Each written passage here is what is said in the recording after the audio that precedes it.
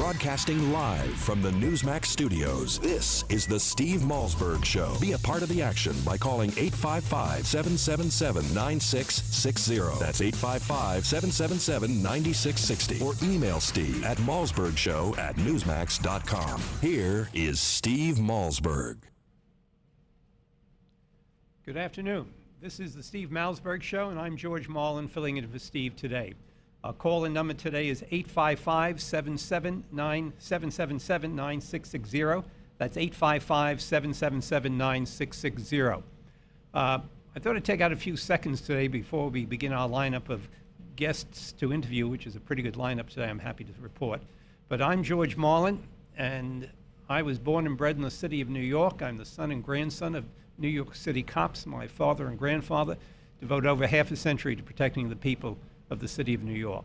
In 1993, I was a candidate for the office of mayor of the city of New York, running on the Conservative Party line. I'm happy to report to you, I lost. 1 year later, I was on the transition team of George Pataki, who defeated Mario Cuomo, the first Republican elected in over 20 years, to the office of governor of the state of New York. In December of that year, I was appointed the executive director of the Port Authority of New York and New Jersey. I served 2 terms in that post. I was the landlord of the World Trade Center, manager of the airports, the Path Subway, the piers, and about 30 other facilities that the Port Authority owned. I was there between the bombing, the post-bombing of 93, and certainly 9/11. Before 9/11, I had the TWA Flight 800 tragedy crash on my watch during that period that I ran that agency. The governors of New York and New Jersey at that time gave me the opportunity and the mandate to downsize the government agency. I inherited about 10,000 employees.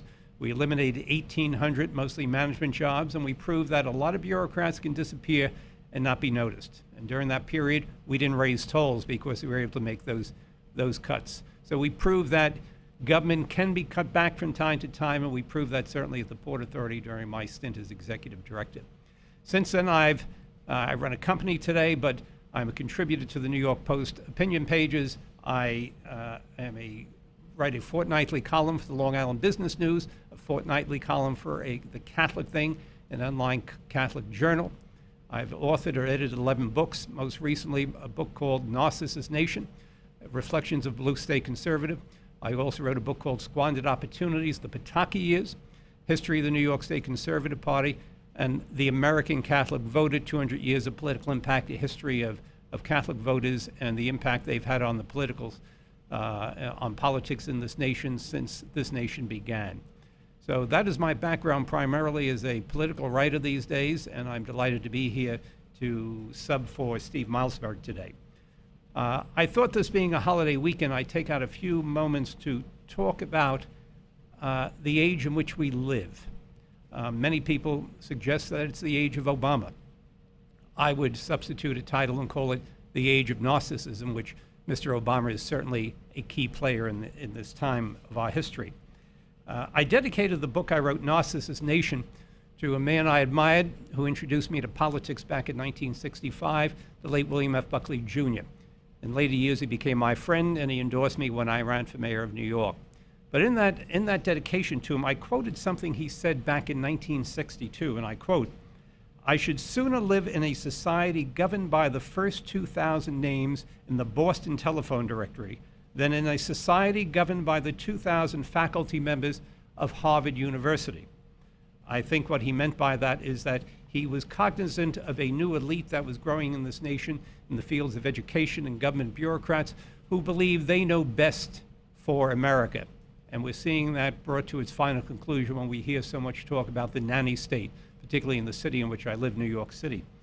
But today we are surrounded by narcissists who believe they have all the answers to our problems and that we need them in public life. And what do we mean by the term narcissist? I think Christopher Lasch, the late Christopher Lasch, in his book, The Culture of Narcissism, a book that came out in 1978, it's still in print, I'd recommend to your reading, he described narcissists as those who had grandiose views of their talents, excessive interests in themselves, a craving for attention and admiration, and a consciousness of superiority. This type of narcissist, according to Lasch, quote, depends on others to validate his high esteem. He cannot live without an admiring audience. For the narcissist, the world is a mirror whereas the rugged individual saw it as an empty wilderness to be shaped to his own design, success for these narcissists consists of nothing more substantial than a wish to be vastly admired, not for one's accomplishments, but simply for oneself, uncritically and without reservation. Lash's book, again, I would recommend to your reading, but when you hear that definition he gave us some years ago, do you know anybody who sounds like that? For me, the narcissist in chief comes to mind, the President of the United States, who I think has used the I word more than any president in the history of this nation. This is the man who said about his candidacy when it was inevitable that he would become the Democratic nominee in 2008, quote, "This is the moment that the world is waiting for. Oceans will recede and the planet will begin to heal." Obama is a narcissist who said after his election this, quote, "I think that I'm a better speechwriter than my speechwriter. I know more about policies on any particular issue than any of my policy directors. And I'll tell you right now that I'm a better political director than my political director." This is a picture, a description of a narcissist. How does one get this way in this day and age? A lot of it's sad to say it has to do with upbringing. I don't know if you had an opportunity in recent years to interview for a job at any of these young narcissists. I have had. As chairman of my company, from time to time, they send someone into me, a young man or woman who is just too much to bear, and figuring I could put the fear of God into them. But when you meet them, there is first this attitude that even though they're 21 years old, they think that we're all equals in experience, we equal in knowledge, and therefore the first thing they do is call you by your first name, even though you may be 40 years their senior. I always correct them and let them know my name is Mr. Marlin. I will call them by Mr. or Miss as well. But there's this attitude that we're all equal, and they're more concerned about what we can do for them than what they could do for us. They want to know how many weeks of vacation they get off. They want to know how quickly they'll get raises. They want to know how quickly they'll become, the president of the company, because they believe they know all the answers, even though they may be 21 years old. This is the way kids have been brought up, because we see it all the time. Little league teams. You lose every game, you get a trophy for participating. Kids today expect to be rewarded and patted on the head for getting out a book. Narcissists who put things on Facebook and tell us they went outside today and got a cup of coffee from Starbucks that was supposed to give them a round of applause that they got up and took a shower. So they begin to believe this lifestyle that they should be patted on the back for everything. I'm an investment banker for over 35 years, and some of the old trading desks that I served on many years ago, where, be it at Goldman Sachs or Salomon Brothers, where the junior traders had to put up with anything and everything, and there were no holds barred. Today, these kids who take those jobs, they brought in psychologists to tell the senior traders, these old curmudgeons, that you can't criticize kids or dump on them. You should pat them on the back for getting here in the morning, because that's the world they grow up in. So they grow up in a world that they think it's all about them, that they're ready to control the world from day one when they get out of school. You have what are known as helicopter moms who complain to their bosses when their children don't get raises quick enough, or they don't get the perfect review, because they've always gotten perfect reviews and they've always gotten A's in school. One of the great political philosophers of our time, Harvey Mansfield of Harvard, for instance, he gives his students 2 grades, and he makes it clear to them. One grade is the grade I have to give you, this A or B plus, and the other grade is the grade you deserve, a C minus or a D or an F. So he has the guts and has tenure where he can get away with that, but not too many people have the nerve to do this in the present age. So these are the kind of people we have to deal with in our age, this age of narcissism I've referred to. I'm in the city of New York, grew up in the city, been involved in politics since Bill Buckley ran for mayor in 1965, and this year it is almost frightening the choices the voters of New York City have behind them. We have Anthony Weiner, one of the great narcissists of our time, who made it clear to the New York Times Magazine section not too long ago that he, when he was not on the floor of Congress or being adored by people, he had to sex text because that made him feel important at that given time. He had to feel important at all hours of the day and night. Recently, it's been reported that he is hiring people to follow him in crowds to make sure he's popular during the periods when he's out campaigning. Eliot Spitzer is another example of that, the ultimate narcissist, who is, as the chief law enforcement officer of the state and as a chief executive officer of the state, was breaking the law, committing criminal acts, hiring prostitutes. just as he was also pushing laws, for instance, to be passed that defined prostitution as modern-day slavery. But as he's running for office again, he too believes he is above the law. He is above the rules that apply to everyone else because he too is a narcissist. So this is the age we live in, a very troublesome age, and today we'll be talking on this in some of our topics as we get on. But at this point, I just want to let you know that I'm pleased to be here.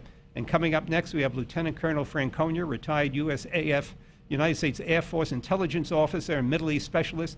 He will join us to discuss possible strikes at Syria. This afternoon, we've heard from the president, we've heard from Secretary of State Kerry, and we will be discussing that as well. So, our number once again is 855-777-9660. I'm George Marlin, and this is the Steve Malzberg Show on Newsmax TV. We'll be right back. The Steve Malzberg Show. What is LigNet? LigNet is knowledge. LigNet is power. LigNet is global. Top-level officials, U.S. intelligence officers, national security advisors, foreign operatives, all reporting directly to you. What is LigNet? LigNet is confidential. LigNet is sensitive. LigNet is security. What is LigNet? They're the ones taking the world's pulse. If you're not in the know, you're not on lignet.com. You've been briefed. Obamacare. More than $1 trillion in new costs. Hidden taxes, fees, big Medicare cuts, doctor shortages. How can we survive? To know Obamacare is to survive Obamacare. The Obamacare Survival Guide tells you everything you need to know to protect yourself, your family, your business. The Obamacare Survival Guide at bookstores everywhere. Special internet-only offer right now at Obamacare911.com. Obamacare. President Obama's massive health care law is taking effect this year. With over 15,000 pages of regulations, few even know what it means. Now, the Obamacare Survival Guide by Nick Tate gives you the shocking facts about this law. It's a step-by-step guide on how you can protect yourself. Already the New York Times bestseller, every American needs to get the Obamacare Survival Guide and find out about the new taxes, hidden fees, fines, Medicare changes, business rules, and why doctor shortages are likely. Donald Trump says the Obamacare Survival Guide is a must-read for anyone worried about getting good health care for themselves or their employees. So get the Obamacare Survival Guide. It's at bookstores, or get our special offer at Obamacare911.com and you'll save $15. Go now to Obamacare911.com. Obamacare911.com.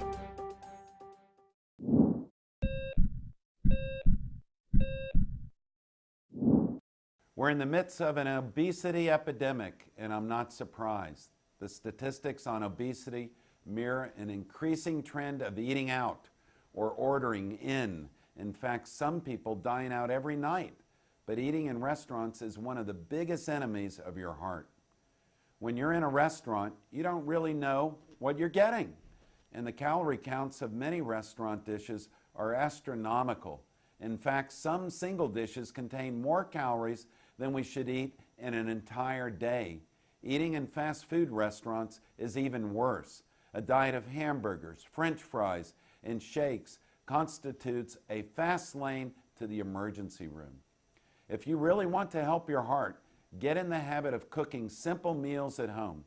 Here are 3 easy tips that will make your food taste better than even the best restaurant. Choose the best fruit in season. Your local farmer's market is a great place to start. It will probably still cost less than that pie you were thinking of buying. Get in the habit of using fresh herbs. You can use them in egg white omelets or dust them on the fish you grill or bake. And for a light dessert, choose a square or 2 of dark chocolate that you and your spouse can enjoy. There are lots of ways to make your heart healthy, but there are also lots of ways to damage it. That's why I wrote Fix It, Dr. Crandall's 90-day program. In it, I'll tell you how to kickstart your metabolism every day, how to pick the best diet for you, how to stop hunger from sabotaging your diet, the 7 superfoods for your heart. I'm Dr. Chauncey Crandall, and thanks for watching this Heart Health Minute.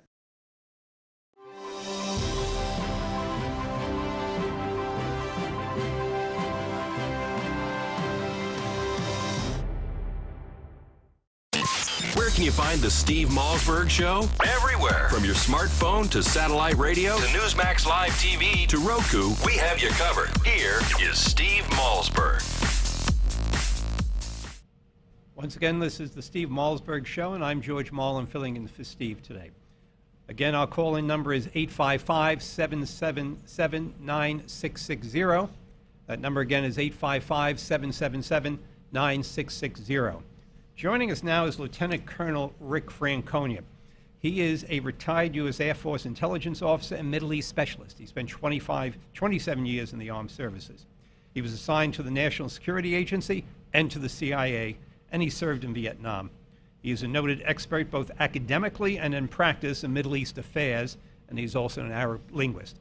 Colonel, thank you for joining us today. Sure thing, George. And I also served at the embassy in Damascus. I think that's important. I think that's important considering the discussion we'll have today. Thank you for mentioning that. I'd like to begin by asking you, late this afternoon, Secretary of State Kerry made a statement, as did Obama, I guess some generalized statements in a meeting that there was some pool reporters considering retaliation on in Syria because they now have definitive proof that 1,500 people died from chemical warfare. About 1/3 of those were children. Let me ask you this for starters. Something's going to be happening here. They've been doing hand-wringing for over a week. Is this the smartest thing to do at this point in time? Is it too little too late, particularly since they made it clear there's going to be no change in regime here? What's your reaction to what's been going on the last couple of days, particularly today? George, I think that's an excellent characterization. This is too little, too late. We're doing maybe the right thing, but for the wrong reason and looking for the wrong objective. The objective of this should be regime change. We've been saying for years now, since the Syrian revolution began 2 years ago, that Assad has to go. Yet, when it comes time to do something about it, we're not willing to step up and cause that to happen. If we're going to go in there and do a punitive strike, I don't know what it's going to accomplish. If it's not going to change the regime, why do it? Assad is not going to stop killing his own people. He's already killed, some say 100, some say 120,000 of his own people. Yet, if he kills 1,500 with chemicals, we're willing to launch the U.S. military arsenal at him. That just doesn't make sense to me. I wouldn't necessarily disagree with what we're just saying. Let me ask you this, though. The British last night, the Prime Minister thought he was going to have a victory last night in putting together some steam behind this retaliation, but by a close vote, it was rejected, an endorsement of military strike only in principle. What is your reaction to that, and is this a major blow to the prestige of not only to the Prime Minister, but to President Obama?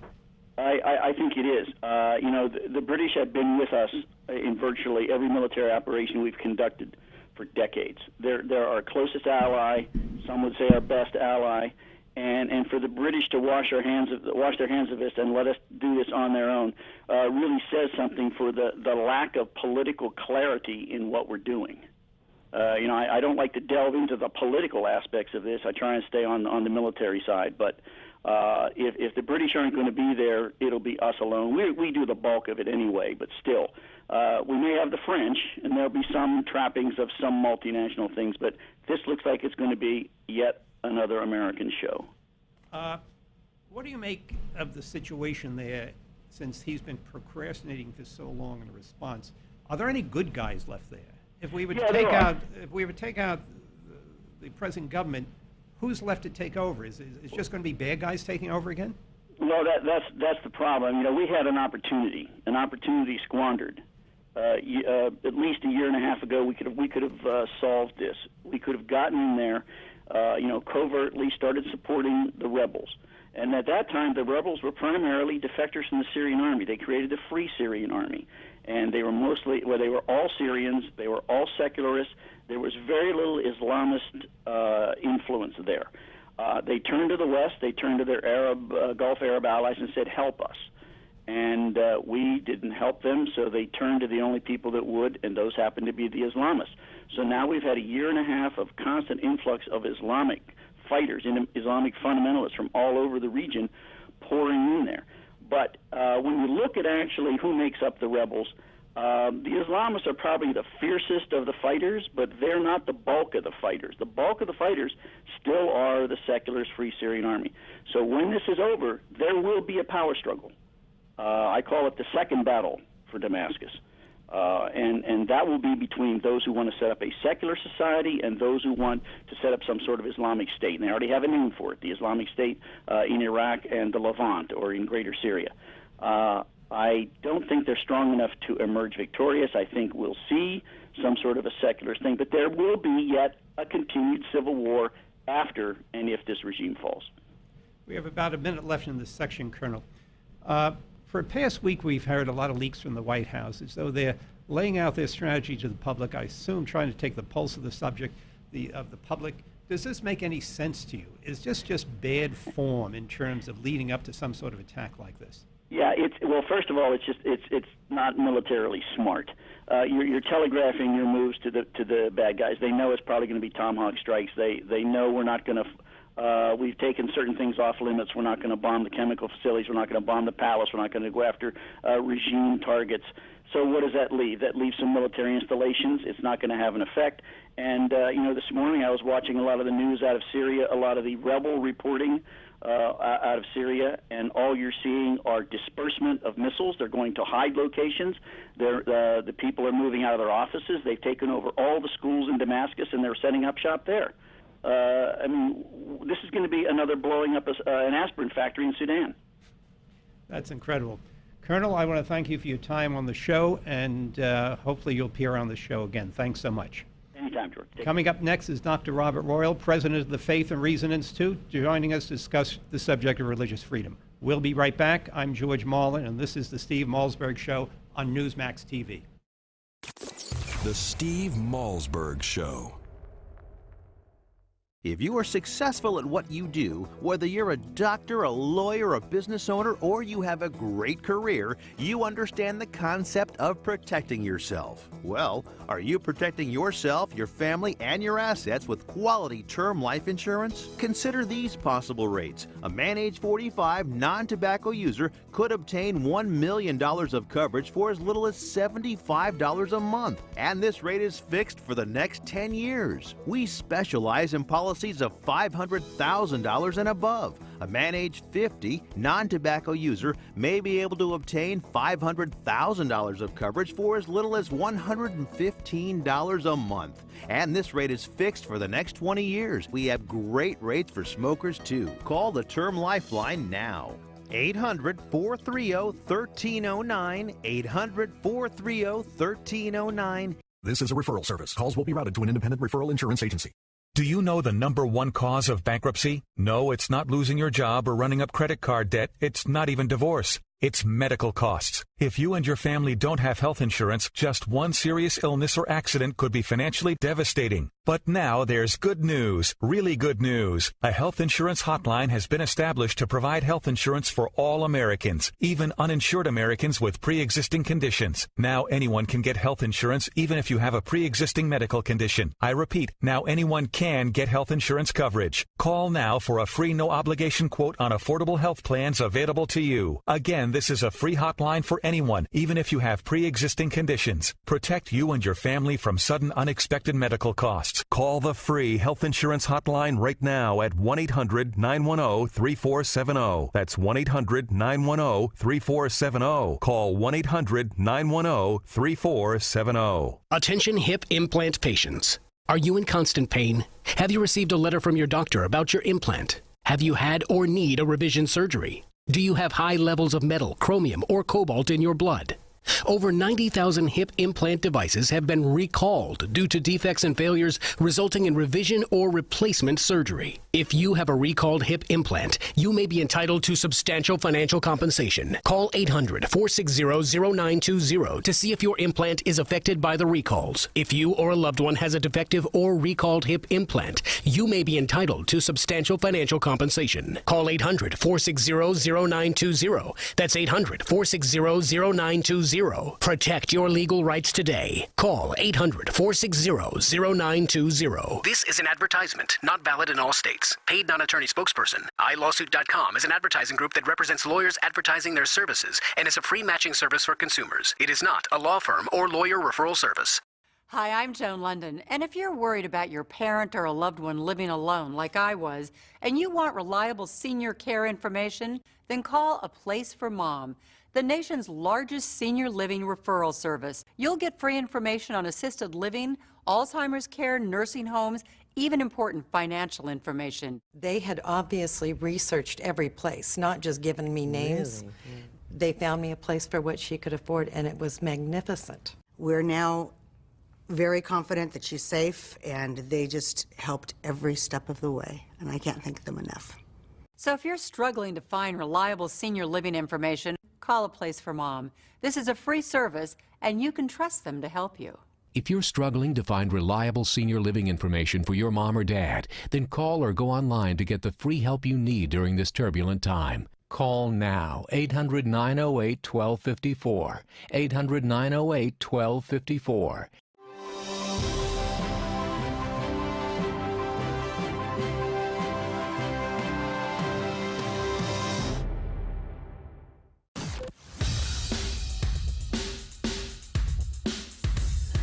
This is not your typical Screamfest talk show. No. This is the next generation of talk radio. Here is Steve Malzberg. This is the Steve Malzberg Show, and I'm George Marlin, substituting for Steve today. Our call-in number again is 855-777-9660. Number again is 855-777-9660. Joining us this afternoon is now Dr. Robert Royal, who's the president of the Faith and Reason Institute. He's also the editor-in-chief of The Catholic Thing, an online publication. He's the author of probably over 20 books. One of his great books, in my judgment, is The Catholic Martyrs of the 20th Century, The God That Did Not Fail, and a book called Reinventing the American People, the Unity and Diversity Today. He's written for scores of periodicals, including the National Review, the Wall Street Journal, the Washington Post, the Washington Times, and the American Spectator. Tonight, I thought we'd talk about freedom of religion versus freedom from religion. And Dr. Royal, thank you for joining us today. It's my pleasure, George. Let me ask you this in a general question before we get to specifics, specifically about Obamacare and the challenges against religious freedom. When you look at the mess this nation is in this point in time, and historically we've had waves of anti-Catholicism and nativism in this nation, and that was generally localized type of situations that dissipated over time. But today we're finding different sort of challenges. What do you think the root of the assaults, particularly of the national government, on religion today? What's the basis of it? What's the root of it in your judgment? Well, as you know, it's a complex question, but probably the central issue is that there's been a kind of an emergence of a secular ideology that hasn't really been part of the United States in the past. Unlike in Europe, our democracy sort of flows out of our religious views. Historians use this as one of the distinguishing marks of America as opposed to Europe.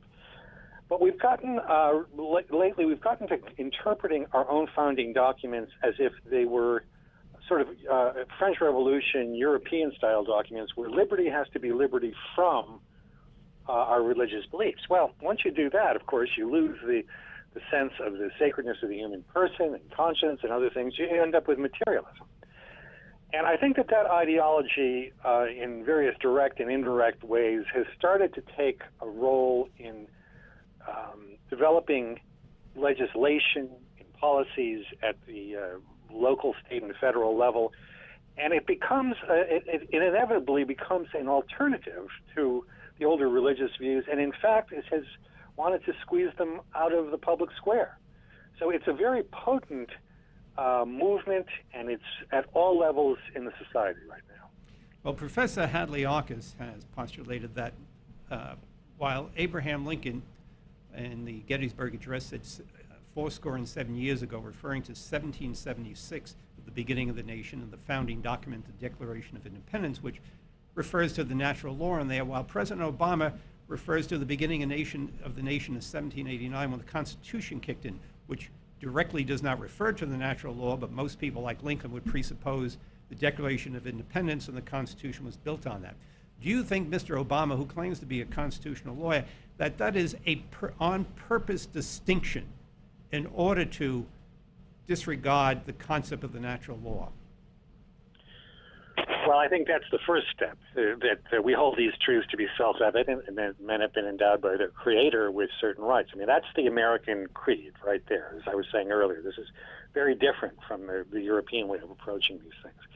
But I would say that President Obama isn't all that much a fan of the Constitution either, because look, whatever you think about the HHS mandates about contraception and sterilization and morning after pills, to impose those regulations on not only Catholic institutions, as people sometimes think, but on all religious institutions, Muslim, Orthodox, Jewish, et cetera, who have moral objections, this is a very high-handed way of approaching things. And if you recall, when he announced this, what he said is, we're not going to go back on this because this women's health is a fundamental right. Well, this is where I think that secularist ideology that I was just talking about really comes to the fore in great strength. Because as we know, what's in the First Amendment to the Constitution, the Bill of Rights that was put there to protect certain liberties, because people were afraid that in spite of the Constitution that they would be denied. Well, the First Amendment not only has freedom of speech, freedom of the press, freedom of assembly,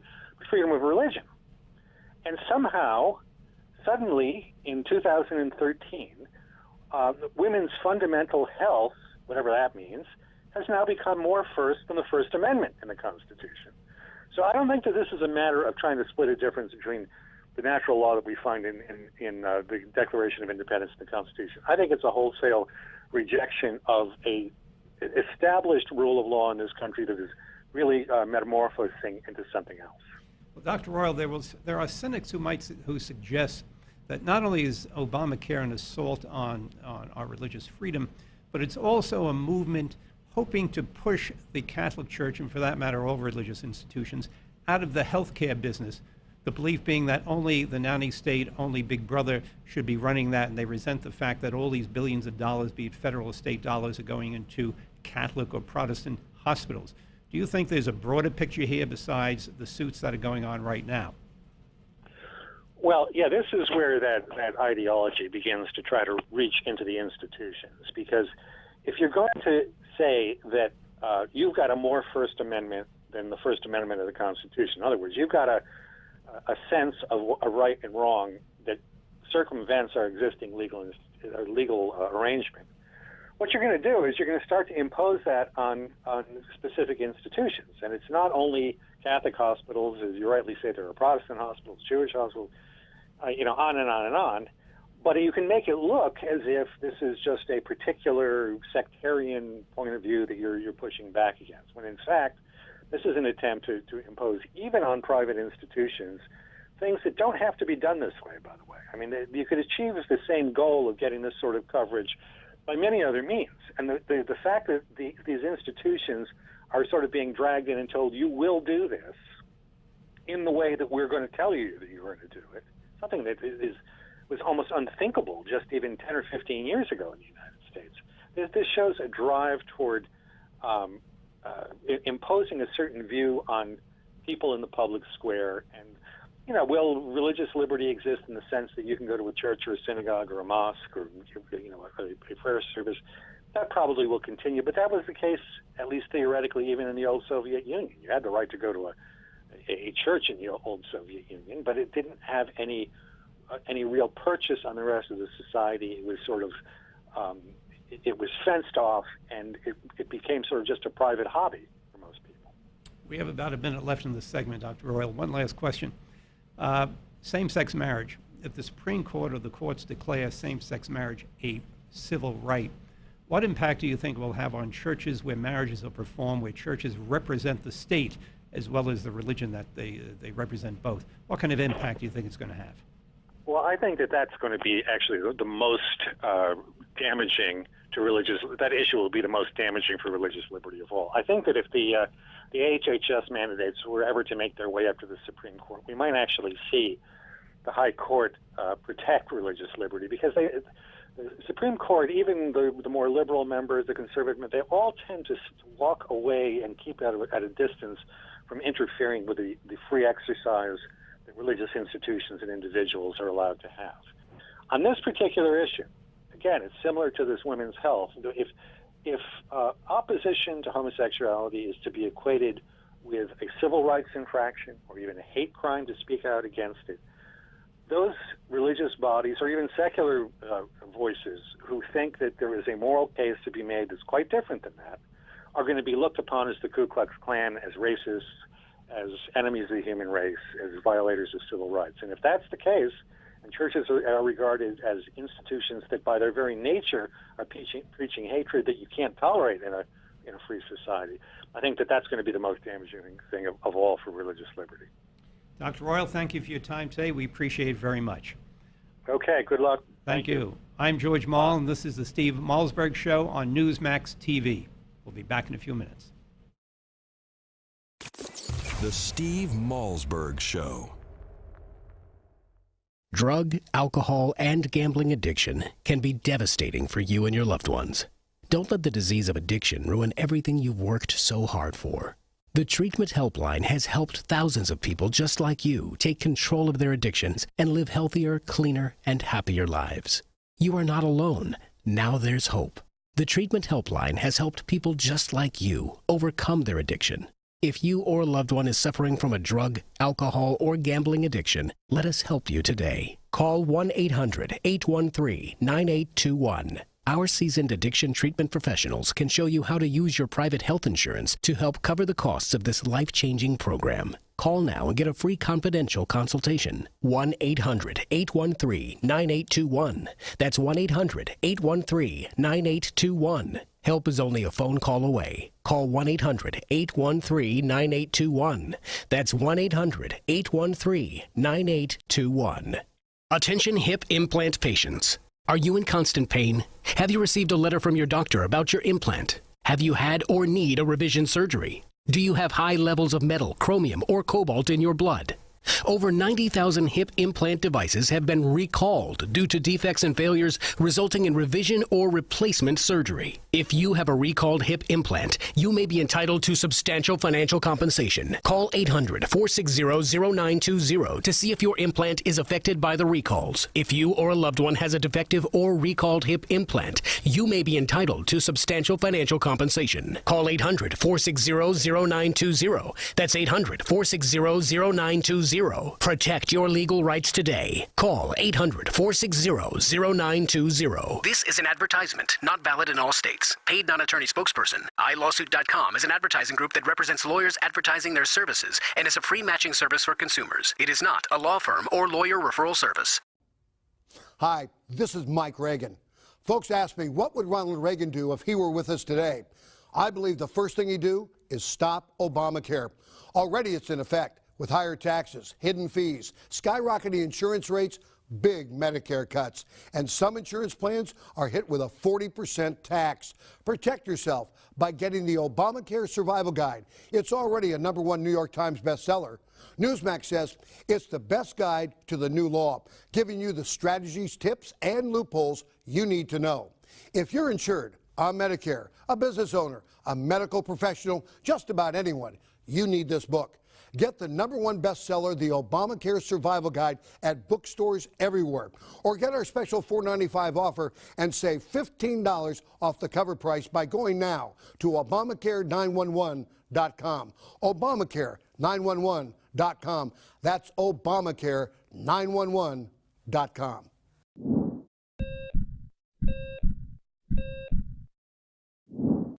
We're in the midst of an obesity epidemic, and I'm not surprised. The statistics on obesity mirror an increasing trend of eating out or ordering in. In fact, some people dine out every night, but eating in restaurants is one of the biggest enemies of your heart. When you're in a restaurant, you don't really know what you're getting, and the calorie counts of many restaurant dishes are astronomical. In fact, some single dishes contain more calories than we should eat in an entire day. Eating in fast food restaurants is even worse. A diet of hamburgers, French fries, and shakes constitutes a fast lane to the emergency room. If you really want to help your heart, get in the habit of cooking simple meals at home. Here are 3 easy tips that will make your food taste better than even the best restaurant. Choose the best fruit in season. Your local farmer's market is a great place to start. It will probably still cost less than that pie you were thinking of buying. Get in the habit of using fresh herbs. You can use them in egg white omelets or dust them on the fish you grill or bake. And for a light dessert, choose a square or 2 of dark chocolate that you and your spouse can enjoy. There are lots of ways to make your heart healthy, but there are also lots of ways to damage it. That's why I wrote Fix It, Dr. Crandall's 90-day program. In it, I'll tell you how to kickstart your metabolism every day, how to pick the best diet for you, how to stop hunger from sabotaging your diet, the 7 superfoods for your heart. I'm Dr. Chauncey Crandall, and thanks for watching this Heart Health Minute.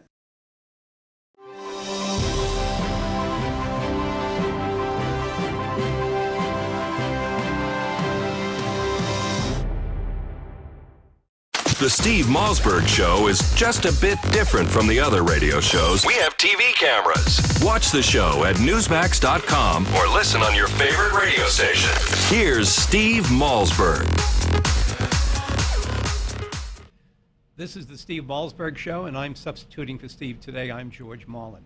Our call-in number again is 855-777-9660. That number again is 855-777-9600. Joining us now is Kevin Williamson of the National Review. He is their roving correspondent at the magazine. He was formerly editor of the Philadelphia Bulletin. He writes the Exchequer blog for National Review, and his books include, his latest book is The End is Near and Is Going to Be Awesome, also The Politically Incorrect Guide to Socialism, and a book called The New Leviathan. Today we want to talk about a terrific article he wrote, which was the cover issue of National Review, entitled I Like Ike. And President Eisenhower, for those of you under 50 and didn't study American history, was elected president, beating Governor Adlai Stevens of Illinois in November of 1952, was reelected, beating Adlai Stevens a second time in November of 1956. And for many people, it was the golden age of America in the post-World War II era. Low inflation, booming economy, and no wars. So I'd like to begin by asking Kevin Williamson, first of all, thank you for joining us today. Thank you for having me. I started subscribing to National Review in 1966, and they were very hard on Eisenhower. Bill Buckley was a friend of mine, James Burnham, Frank Meyer. Why were they hard on him, and why do you think it's time to have a different perspective on President Eisenhower? Well, I think as conservatives, it's okay for us to admit that certain things look better in retrospect. You know, Eisenhower at the time was not nearly as much of a radical as Bill and James Burnham and some of the other people would have liked for him to have been. You know, he had there was a foreign policy wing that wanted him to be much more confrontational with the Soviets, and there was a domestic wing that thought they were going to have an opportunity after the war to basically repeal the New Deal. And Eisenhower, to his credit, didn't take the bait on either one of those losing propositions. You talked about having a low inflation, booming economy, and peace, but he didn't inherit any of those things. When he came into office, of course, there's a war in Korea. There's very high inflation, and the economy is not in very good shape at all. And Eisenhower announces his foreign policy, which he calls waging peace, which you take a little more seriously from the guy who planned the Normandy invasion. And his principles were that we're going to defend real American interests where they are, our national security, the security of our allies, but we're not going to get ourselves caught up in a bunch of what he called brush fire wars, sort of like what we're looking at doing in Syria, things that would deplete not only our credit and our reputation, but also, real material and the public ability to sustain military engagements around the world. And he was a master at it. He was twice called upon to use nuclear weapons, in which both cases he had the good sense to tell people to get lost. He almost allowed, Chiang Kai-shek tried to, provoke us into war with China on his behalf. Eisenhower made sure that didn't happen. He was, extraordinarily deft statesman. And the great thing about Eisenhower, of course, was he made all this stuff look easy. People thought he was just playing golf all day. He was he was a very, very engaged leader and a very engaged diplomat. And but he had this sort of ease about his manner. And I think that really has to do with his military history, that when he spent the war years juggling Roosevelt, de Gaulle, and Churchill and their egos and their demands, dealing with Lyndon Johnson and Sam Rayburn wasn't such a big deal. I would tend to agree with that. Well, back in the 70s, Professor Fred Greenstein wrote a book called The Hidden Hand Presidency, which basically stated your proposition that he tried to make it look easy. He was out playing golf, even though he didn't play as much golf as the president incumbent. And he just wanted everyone to feel that everything was floating away okay. When the book came out at the time, both people on the right and people on the left, particularly the left, were like dismissing this because they'd like to. Their hero, the great egghead Adlai Stevens, went down to this inarticulate man, Dwight Eisenhower. But do you think, in retrospect now, Professor Greenstein's hidden hand presidency is the right approach, that he got it right? There's a lot to that. And, Eisenhower wasn't inarticulate. What he was very plain-spoken. You go back and read his 1953 speech, The Chance for Peace. This is not the speech of an inarticulate man.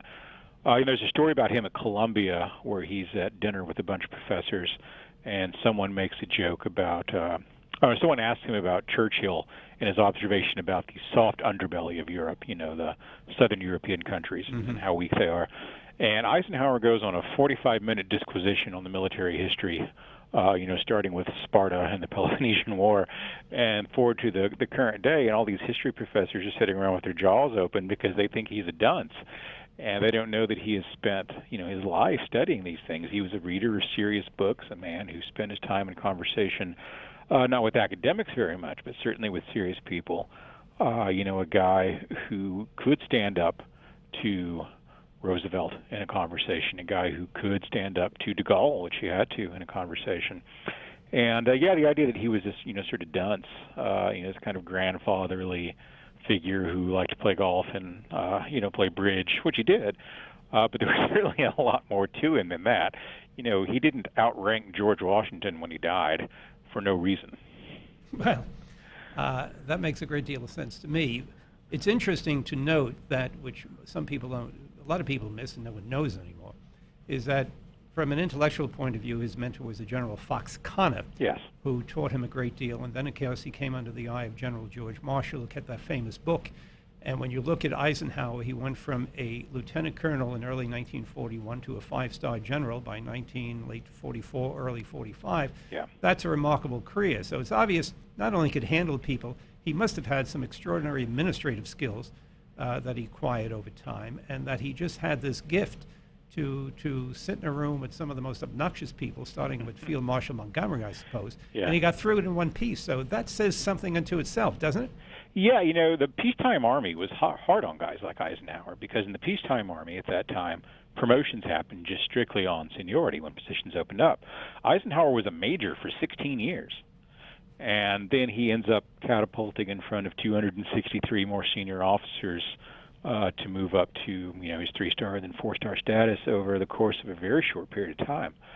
He kind of Cheney'd his way into the job in a sense, that he was selected to be the guy to help choose who was going to be the commander of the Allied forces in Europe.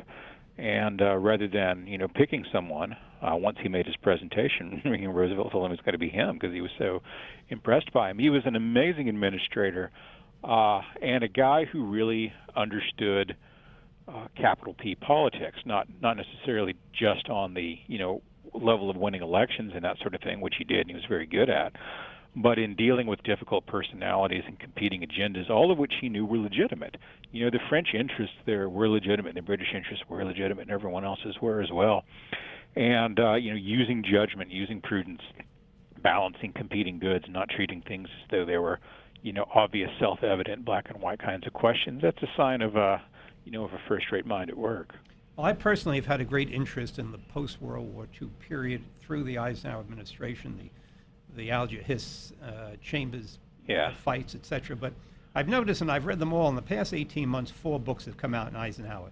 Gene Smith's book, Eisenhower and War and Peace, which I think is the best of the lot. Terrific book. Yeah, Jim Newton's Eisenhower, the White House Years, Evan Thomas's Ike's Bluff, and then the Jeffrey Frank's Ike and Dick. Yeah. A lot of verbiage on Eisenhower. Do you think there's a revival coming here? What's your sense of it? Well, I hope so. You have 1 minute left. We conservatives, we tend to look back at Reagan. Some of us tend to look back at Lincoln as models for how to do things. But Eisenhower is, kind of the model of the modern presidents. First guy to make a television ad while running for president, a guy who was very good at communicating directly with the people and communicating a real sense that he was in control, that things were going to be okay. There was reason to be confident, and that he was on their side, and people could trust him. And which is why when he died, he was the most admired single figure in American life, in politics or any other field. Sounds good to me. I want to thank you for joining us today, Kevin, and I suggest that everyone read his cover piece on National Review, I Like Ike, How Conservatives Got Eisenhower Wrong. Thanks for joining us today. My pleasure. Thank you. For those of you, I just say it again. Eisenhower is a person worth studying. His presidency was extraordinary. During a period after the death of Stalin, he was able to take control of foreign policy and did an extraordinary job.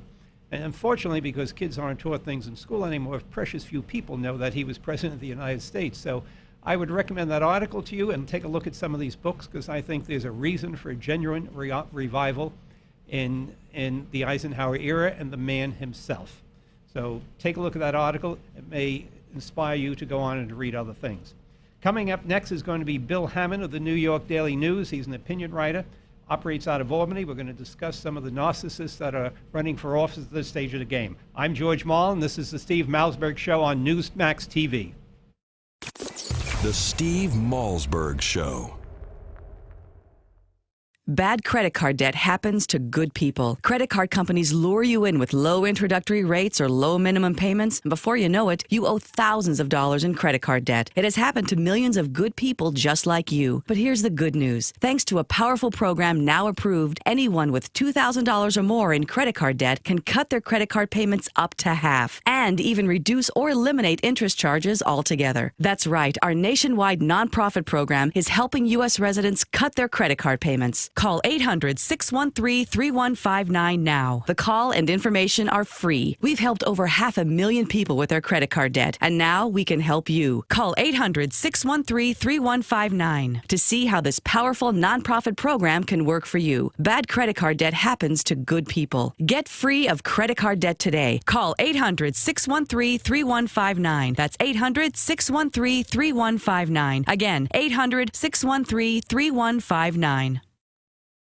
Accurate portrayal of potential customer experience. Your experience will vary. I was overwhelmed with credit card debt, losing sleep, worrying about money all the time.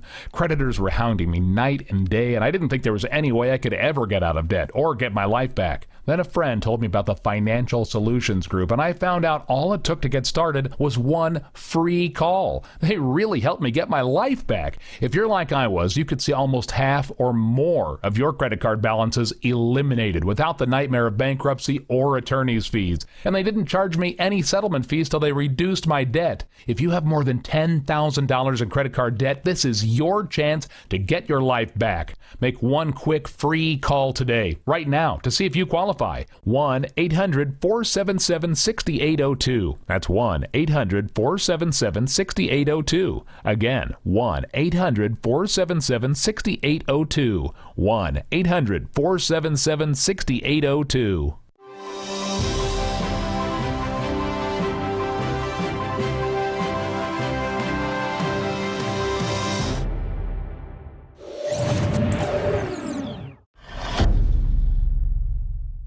Hello and welcome to your Newsmax Now update. I'm Kathleen Walter. Secretary of State John Kerry speaking out Friday afternoon and clarifying the Obama administration's position on Syria. This after the administration came under fire in recent days. Amidst questions, the president was on the verge of pursuing a go-it-alone approach in Syria after British lawmakers rejected military action. U.S. members of Congress have pressured the administration to get their authorization before any military strike. The President has been clear.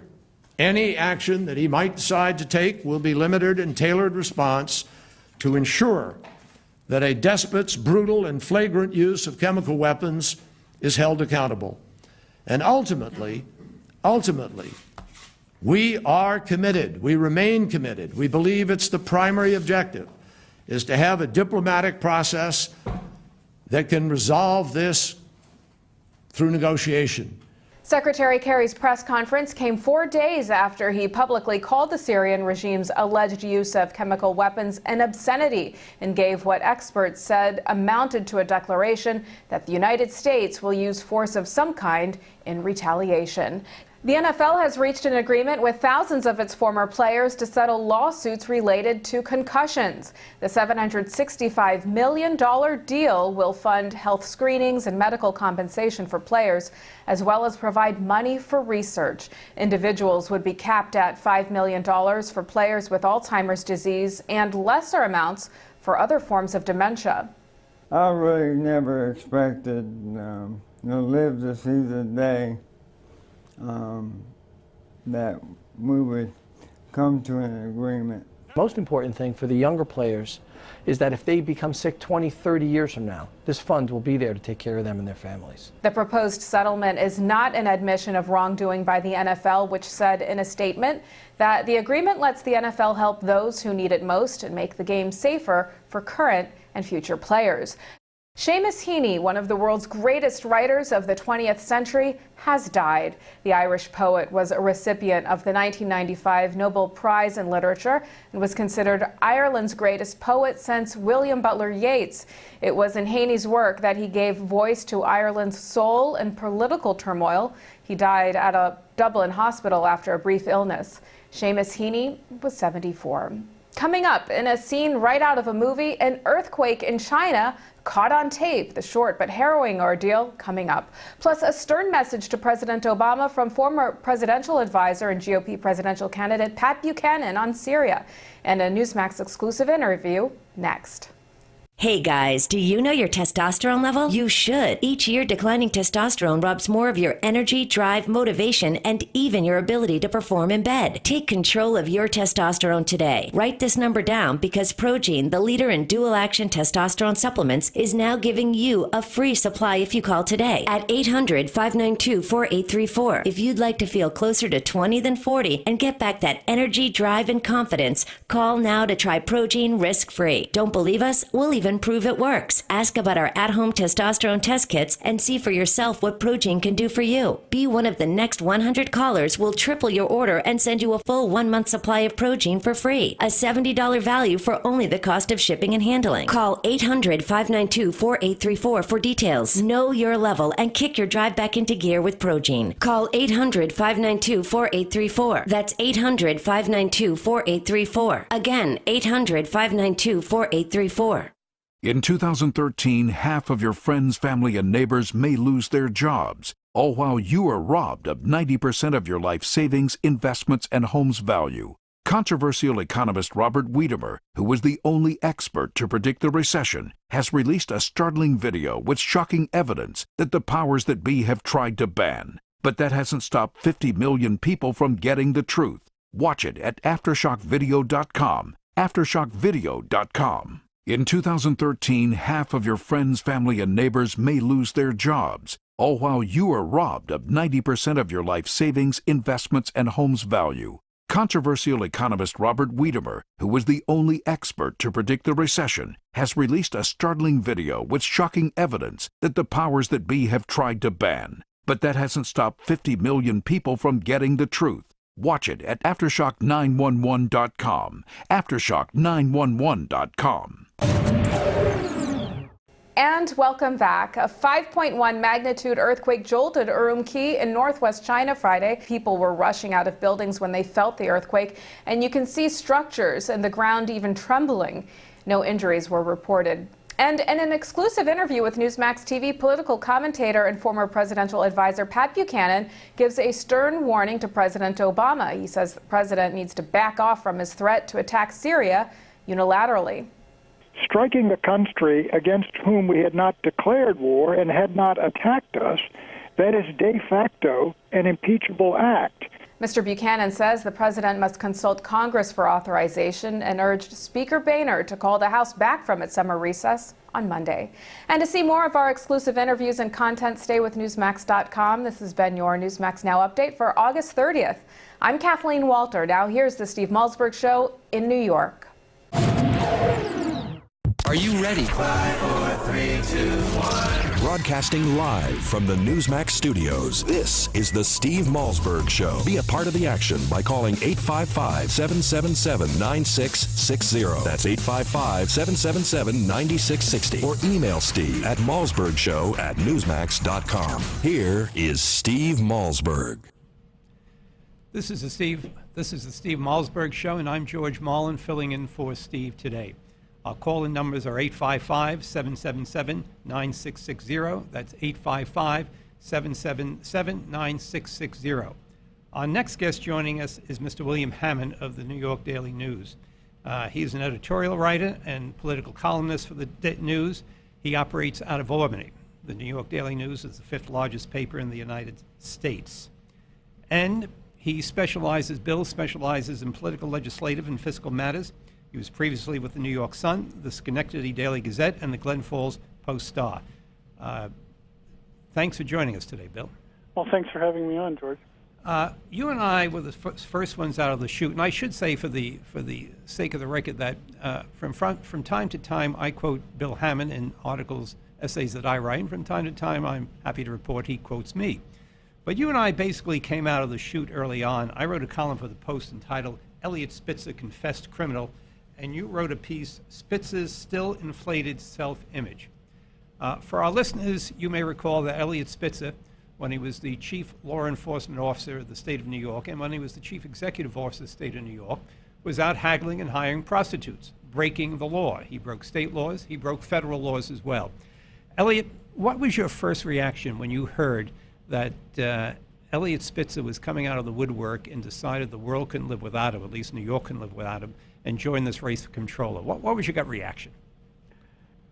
My gut reaction was to be repelled. And the thing is, for people like me who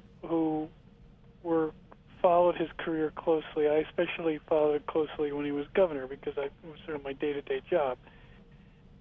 When the prostitution scandal hit, it came after a bunch of other scandals and other turmoil and trials and tribulations that we had all been through together. It was kind of a final straw. Obviously, it was the final straw in the sense that he resigned, but and I have to say, it came completely out of the blue. This was not something that I don't think there was a single person around the Capitol. There certainly weren't any rumors or murmurings about this. It didn't fit his profile. It didn't fit his image as a public official that he would be dallying with prostitutes. But he had not been a successful governor. He had disappointed a lot of people long before the prostitution scandal, and it was too early to say whether he would have been reelected. And being a Democrat in a heavily Democratic state, he might have had that chance. But the immense promise that he took office with, only a little more than a year before, had largely evaporated, and people were coming to find that he was kind of flailing around and over his head as governor. Well, I agree. His first budget, in my judgment, was a disaster. The battles he had with Joe Bruno, his vulgarities dealing with members of the legislature. I know there was one of his minions who went out and lectured a bunch of Democratic legislators, basically telling them, listen, we're smarter than you guys are dumb, so just do what we tell you to do. So do you think part of the flaw was not only the flaw in the character of Eliot Spitzer, but all the beauties that surrounded him, who thought they were the smartest people in the world, and so they played off of one another to start investigating someone like Joe Bruno, the Senate Majority Leader in Troopergate, abusing the police power of the state troopers. So what do you think drove Eliot to this? Was it just a character flaw, part of his personality, where he decided he was the only guy who had answers and everybody had to listen or else? What was your observation during that period up in Albany? Well, he himself diagnoses his own failing as being hubris, which is kind of a fancy way of saying he has a big ego, and he often it comes across, almost every time you see him speaking in public, or in private meetings, or in press conferences. He has very strong opinions, and he considers himself to be the smartest one on any given issue. And people who disagree with him are suspect. Either they have corrupt motives, or they're just not as smart as he is. And I don't want to let personalities play. I try to look past personalities when I'm writing about politicians, and I try to focus on the substance of what they're trying to do and whether it's taking the state in generally a good direction or not. And I happen to have agreed with a lot of the things he said he was trying to do and why he was trying to do them. But this was a case where his personality got in the way again and again and again, where he would make enemies of people that he needed to be allies, and he would bully people, which sometimes will get you what you want in the short term, but will poison the waters in the long term.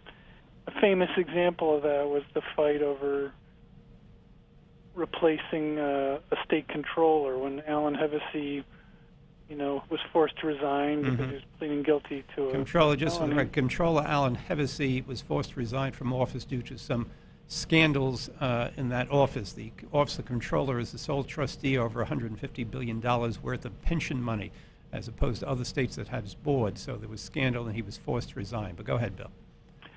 So he got in. This is very early in his governorship, and he comes up with what I thought was actually a good idea, that instead of just picking a political hack for the job, we should have a serious search. And he appointed, a blue ribbon panel to do the search. And but when push came to shove, the legislature decided they didn't want to pick one of the outsiders that the search panel had come up with. They wanted to pick a member of the assembly, a guy named Tom DiNapoli, a loyal Democrat, generally well-liked, but had no particular qualifications in the world of finance. But that was the guy they went with. And Spitzer chose to go to war with the legislature over this. Well, if memory serves me correct, he went to war, but at the end of the day, the way the state constitution reads, the legislature had the sole say in the decision. Isn't that correct? Well, yeah, that's it. I mean, it was a losing fight because he had no legal leverage. There was no lawsuit he could file. What he thought he could do is he could kind of embarrass individual members of the legislature by going into their districts and calling them corrupt. It didn't work. It backfired. It lost him the goodwill of fellow Democrats that he was going to need to get other hard things done, and that was sort of an early fight that he didn't need and cost him a lot of political capital right out of the box. Yeah. Now, go ahead. I wrote that the column you started quoting. I've sort of seen my role in covering this current election where he's running for New York City controller. I view my role, other people have written a lot of stuff about his the prostitution and that's it needs saying, right? I think it's a completely irrelevant issue. But I wanted to remind people about other things they need to think about. So this week I wrote about his budgeting, and he part of his argument for becoming city controller is, I may be personally flawed, but I know a lot about finance. I know a lot about Wall Street, and I know a lot about government budgeting. But in fact, when he was governor, his budgets had pretty significant flaws to them. Oh, the first budget he put out there was up 10% in spending versus an inflation rate of about 2% at the time, if memory serves me correct. Well, those aren't exactly the the numbers that I used were 8%. The state part of it, the state-funded part of the budget was an increase of 8% this first year, and it was about 5%. He started out at 5% in the second year. And he presented these numbers, first of all, he presented them as being conservative, only on the basis that they were slightly smaller increases than had gone before him. And he kind of forgot that, he needed to negotiate with the legislature. They were inevitably going to add more to what he wanted, and so you were going to start from 8 or 5 or whatever it was and go up. We only have a few seconds left, so he was not the fiscal conservative he tried to make himself out to be. I agree with that. At the end of the day, do you agree that character still matters regardless of what one's positions are, and do you think that's how the people are going to judge this in the coming election? We've got about 30 seconds. Actually, the polls are a little bit all over the place, but I think the general sense, at least among Democratic voters in New York City, is that they are willing to look past the character issue, at least specifically the prostitution issue, which is why he's ahead in the polls. He's still, his days as Attorney General and the Sheriff of Wall Street, a lot of people remember those fondly, and so that seems to be a lot of why he's gotten the support that he's gotten. Well, we'll see what happens. I'm of the school that character still matters, and that disqualifies you from office, but we'll see what the Democrats do in about 10 days. Bill, thank you for joining us today. Appreciate you finding the time. A pleasure, George. All right, I'm George Marlin, and this is Steve Malzberg Show, and this is Newsmax TV. We'll be right back. The Steve Malzberg Show. Guys, you've heard about Ageless Male, the natural supplement that helps boost testosterone levels within normal, healthy ranges. But now, the best testosterone product is even better. New and improved Ageless Male can help you feel more like you used to in your active life and in your romantic life. Because our upgraded formula has been clinically shown to increase your drive, desire, and performance. That's right, guys. Ageless Male has been clinically shown to boost performance. Cancel your plans this weekend. You're staying in. If you're ready to recapture the drive from your youth, now is the time to try Ageless Male because it's available risk-free. But you must call now. Just call 1-800-460-9790. Be the guy you used to be. Just call 1-800-460-9790. 1-800-460-9790. 1-800-460-9790. Newsmax Magazine is proud to present a special tribute to our 40th president, Ronald Reagan. It's a very special documentary and commemorative issue of Newsmax Magazine celebrating the centennial of President Reagan's birth. First, here's a video clip from the award-winning documentary, Rendezvous with Destiny. We're in the midst of a springtime of hope for America. You ain't seen nothing yet. Impulses of an evil empire. Tear down this wall. I believe that together we can keep this rendezvous with destiny. In the next several minutes, you will learn things about President Ronald Reagan that you've never seen, heard, or read before. Welcome to today's special Newsmax event celebrating the life and legacy of President Reagan. During this historic presentation, we will commemorate President Reagan's storied life. We'll revisit his 2 terms in office and recollect his proudest achievements and greatest challenges. Ronald Reagan's life reads like a fairy tale of success stories.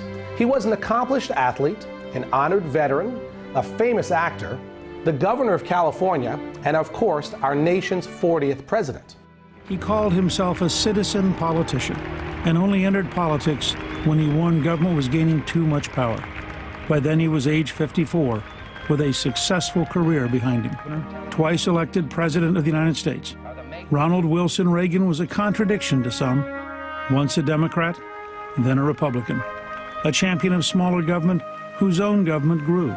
A fiscal conservative who failed to balance the budget. His critics mistook his affability for weakness, but behind the smile and the charm existed an extraordinary leader with unique skills and bold and revolutionary ideas.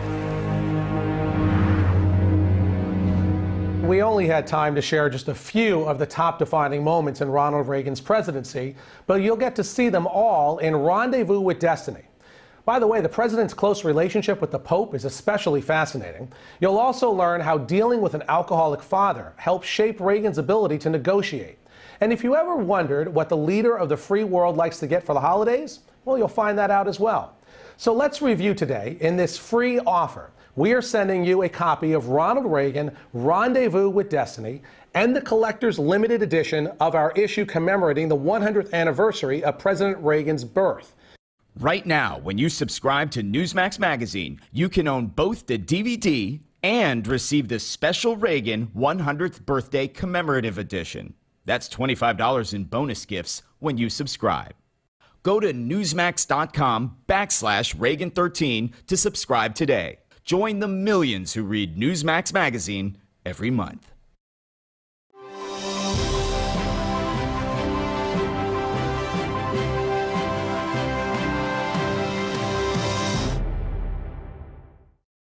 Breaking news and breaking hearts. Aww. This is the Steve Malzberg Show. Welcome back. This is Steve Malzberg Show, and I'm George Malin subbing for him today. Our call-in number is 855-777-9660. I'd like to take a few minutes out here to build on the conversation I just had with Bill Hammond at the New York Daily News concerning Eliot Spitzer and his candidacy for comptroller of the city of New York. It is interesting to note when Spitzer announced he was going to seek this office, he confessed to the people of the city of New York that he had some failures. And that's a great misnomer. He lied in his opening statement, which is not unusual for Eliot Spitzer. He didn't fail. He committed crimes. And he's admitted to committing those crimes. And what makes it even worse, he was committing crimes when he was the chief law enforcement officer of the state of New York as Attorney General, and committing those same crimes over and over again when he was the chief executive officer of the state of New York, the governor of the state of New York. What do they do? Prostitution is a crime. Soliciting prostitutes is a crime in the state of New York.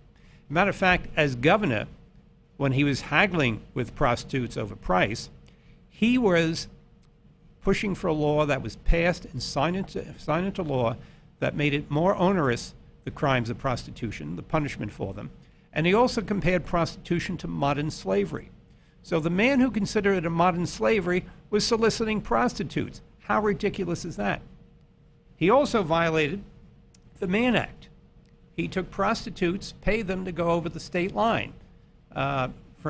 We know certainly from New York to Washington, and there are allegations from New York to Florida as well.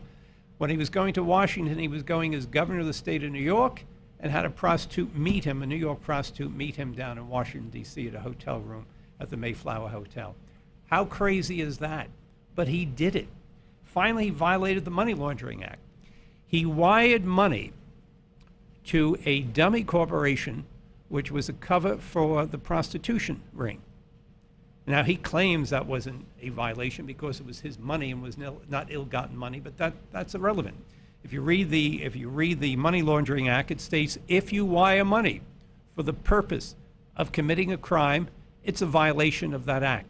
So these are the kind of crimes he committed. And what is more interesting, when you recall when this suddenly became public, he announced within hours that he was going to resign the office of governor of the state of New York.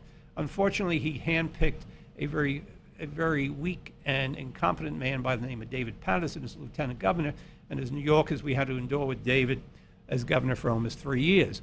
But more important, I learned in doing research for the piece I wrote for the New York Post, which is entitled Eliot Spitzer, Confessed Criminal. What I learned in doing my research was that in the state Constitution of the state of New York, it states in that Constitution that if you are impeached, not only are you automatically removed from office, a bill of the indictment that could be passed states that you could never, ever hold public office or public trust again in the state of New York. That's why I think when the legislative leaders told Eliot that if he doesn't leave town soon, they're going to impeach him, he probably read that clause and decided to leave office immediately, because he probably figured from that day on that the world, the state of New York, could not survive without him, and that he would make a comeback. He sat back quietly brooding for several years. 2 books written by a friend, one written by a friend, came out explaining the madness of his short administration and governance, some of the things Bill Hammond got to in the previous sector. But here is a man who is the ultimate narcissist. He doesn't believe we could survive without Eliot Spitzer in public office. And worse yet, in public office, he thought he was above the law. What every other citizen, laws they must obey, he felt he did not have to, even when he was the chief and law enforcer in the state of New York, and when he was going after prostitution rings as Attorney General of the state of New York. This is the kind of warped mentality we're dealing with in politics in this day and age. People think they are so important, they are above the rules, and we cannot last as a society or as a governing body in the city of New York without him holding public office. I think it's an absolute disgrace, and I was shocked at first to see that polls were showing him so far ahead of his nondescript opponent. But I think at the end of the day, what is uniting everyone in the city of New York, be it Wall Street types or municipal union types, is that we don't really want him in office again playing Eliot Spitzer. When you watch it carefully when he's on television and asked a question, you could see him almost ready to crack, to jump over the table and tell a reporter or a citizen asking a question like, who are they? They're totally incompetent. Who are they to dare ask me questions? And question what he says was my private activities with prostitution. It was not private activities. It was criminal activities, public activities as a public officer breaking the law, which compounds, in my judgment, and eliminates him for any public trust. So I'm hoping the people of the city of New York have the same good sense in 10 days from now when they go out to vote. I'm not a Democrat. I cannot vote in that primary, but I'm hoping they have the good sense to say, Eliot, we don't need you back in office trying to pretend you're smarter than everybody and being a bully and dictating how the world should run. So that's a choice Democrats have to make. I hope they have the good sense to conclude that character does matter. Coming up next on our show is James Taranto, author of the Wall Street Journal Best of the Web column. He's going to be discussing with us some issues of race. I'm George Marlin, and this is the Steve Malzberg Show on Newsmax TV. The Steve Malzberg Show. Obama wants your money, and he's determined to get it. He wants your money to buy off unions, his Wall Street cronies, and to expand the Obama welfare nation. Well, Swiss America is determined to stop him from stealing your money. They want to send you an award-winning film, I Want Your Money, on DVD that exposes his plan. It'll help keep the government's hands off your money using gold, silver, and other hard asset strategies to protect your hard-earned money. Call today and request the DVD, I Want Your Money, normally $19.95, yours absolutely free. Let Swiss America show you how to use gold, silver, and other hard assets to protect your hard-earned money. Call now. 800-978-3907. 800-978-3907. Call Swiss America right now. Learn all about investing in gold. 800-978-3907. That's 800-978-3907. Call right now. Guys, you've heard about Ageless Male, the natural supplement that helps boost testosterone levels within normal, healthy ranges. But now, the best testosterone product is even better. New and improved Ageless Male can help you feel more like you used to in your active life and in your romantic life. Because our upgraded formula has been clinically shown to increase your drive, desire, and performance. That's right, guys. Ageless Male has been clinically shown to boost performance. Cancel your plans this weekend. You're staying in. If you're ready to recapture the drive from your youth, now is the time to try Ageless Male because it's available risk-free. But you must call now. Just call 1-800-460-9790. Be the guy you used to be. Just call 1-800-460-9790. 1-800-460-9790. 1-800-460-9790.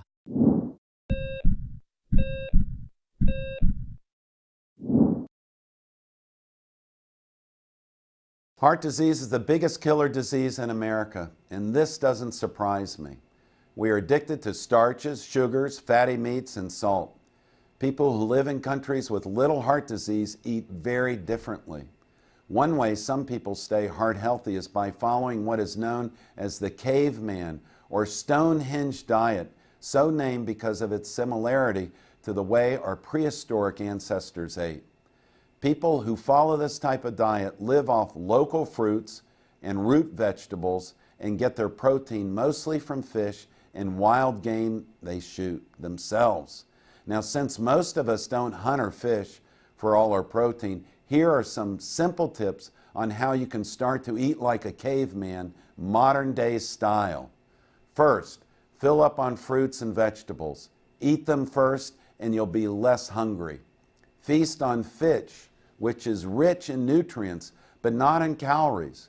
Choose fatty fish like mackerel, herring, sardines, and salmon, which are rich in heart-healthy omega-3 fatty acids. Get out and go for a walk. Remember, our ancestors were hunters and gatherers, so they didn't spend their time sitting in front of a TV or computer all day. If you live more like a caveman or a cave woman, your heart will love you for it. I'm Dr. Chauncey Crandall, and thank you for watching this Heart Health Minute. Remember, it's never too late to prevent or reverse heart disease. Right now, I invite you to discover your own risk for heart disease or even a heart attack by taking my quick, free online quiz at www.simplehearttest.com.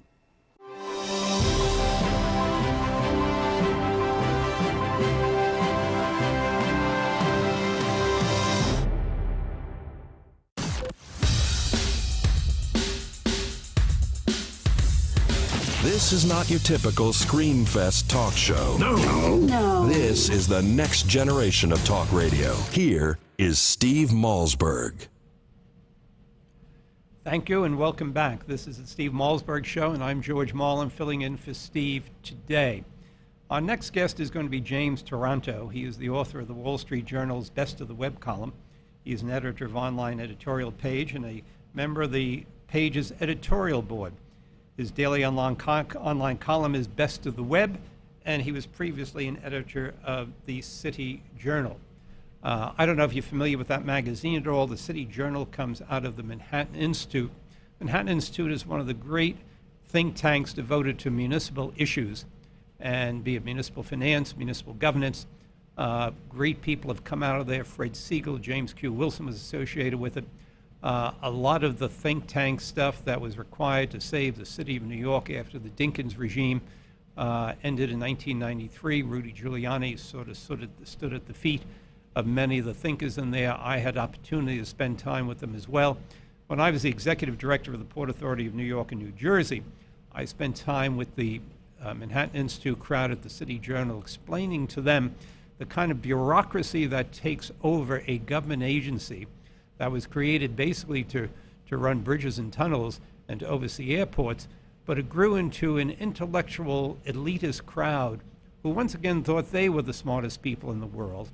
And they too thought that they were above the people and above government oversight. And as a bi-state agency, if you're familiar with the Port Authority, which was founded in 1917, it was the first bi-state agency created by the state legislature in New York and the state legislature in New Jersey, and then was blessed by the federal government. Its original job was to oversee the piers that separate New York and New Jersey, trying to avoid any sort of trade wars between the two states. And it grew into a huge monstrosity where they were competent in running airports, competent in running bridges and tunnels and building bridges and tunnels, but they decided to get into all sorts of other businesses, like owning a hotel down at the World Trade Center, getting into the commercial real estate like the World Trade Center. And what we learned is that government is not the best in running commercial real estate, not the best in running hotels, not the best in opening all sorts of institutions that have nothing to do with government. They controlled, in the old World Trade Center, the Port Authority controlled a language school. Made no sense. I closed it during my time. I sold the hotel during my time. And prior to the tragedy of 9/11, I began the process to, in effect, turn over the land lease to a private operator, Larry Silverstein, who only 6 months after he took over control of the buildings, we had the great tragedy of 9/11. And now they are rebuilding that, and we're seeing Larry Silverstein once again prove that when you get government out of the way, he was able to build the first building down at Ground Zero. We're still waiting to see the One World Trade Center being completed. And also, government is at its best. They're building a subway station, the past subway station, which only takes 50,000 people a day going through it. It's basically geared towards commuters coming out of New Jersey. But that is costing $3.2 billion at least, costing more than the rebuilding of the new One World Trade Center for a subway station that's empty most of the time. This, once again, is an example of government running amok. And the City Journal has devoted the past 20 years to attempting to track issues like this and be sort of the think tank for municipal governments. And they've turned out an extraordinary number of people over the years. And I would recommend you go online and take a look at the City Journal and take a look at some of the articles that we're having. We have Nicole Giuliana's coming on very shortly. We're going to be discussing the crisis of cities that are going bankrupt. She just wrote a terrific piece on that. So there is much to be read if you have the time to do this, because I would recommend that if you want to understand what is destroying urban America, you turn to people like the Manhattan Institute, who have a very good sense. People like Fred Siegel, who has written on the decline of liberalism as it was once known, and what became an age of, not an age of quality of opportunity, but an age of equality of results. We saw that in the city of New York, and that's what dragged down the city of New York back in the 70s. And sadly to say, we may be going back to those days. But what we learned after the days of John Lindsay and what we learned after the days of David Dinkins as mayor of the city of New York, that if cities are to survive, the first thing you must take control of is the issue of crime. And if you do that, what follows is economic prosperity. And that's exactly what's happened over the last 20 years in the city of New York. When we look at Detroit, for instance, we've seen the opposite. Crime became rampant in the city of Detroit, began driving people out. In addition to the decline in manufacturing jobs, we saw the economic base begin to collapse. And once the economic base begins to collapse, the tax base begins to collapse. And after a while, you wind up having deserted homes, as we see rampant in Detroit and many other cities that are on the verge of collapse. And what is happening is simply this. Once the tax base collapses, and if politicians are cowards, they in turn give away the store to keep the municipal issues on the line, and we see collapse in cities like Detroit that are now filed for bankruptcy. So these are key issues, and the City Journal is responsible for a lot of this. But now I'm told our guest has arrived. So, Mr. Taranto, thank you for joining us today. Thanks. Sorry, I had a little trouble with the phone. I know. I noticed you worked for the City Journal, so I've just spent the last few minutes praising the Journal and many of the issues that they deal with at this point in time. But let's get to some of the stuff. I've looked at some of the stuff you've recently written. A lot of it's been on the issue of racism in this nation. But I think my first question, I assume you did this because, zeroed in on some of these thoughts because of the Martin Luther King event this past week. My first thoughts are to ask, what was your impression of the Martin Luther King event the other day? Well, I can't say I watched it, but what I read about it was that it was, as celebrations of the anniversaries of speeches generally are, it was pretty lackluster. It seems that it was a one-party event, right? There were a lot of Democratic politicians there, few or no Republicans. Apparently, this was because it was not because the Republicans weren't invited. Both Presidents Bush were invited, but they had to decline for medical reasons. John McCain apparently was invited, couldn't make it. Boehner was invited, had other plans.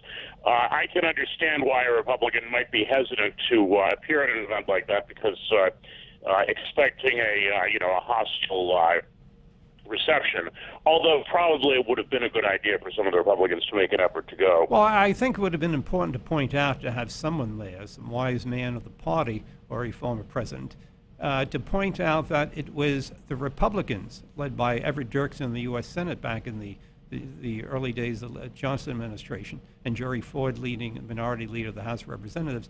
They provided the votes to put the Civil Rights Acts over the top, while Democrats, the old line Democrats that were down there, were voting against it. So Republicans made a major contribution to passing that, while many Democrats sat in their hand. Wouldn't you agree?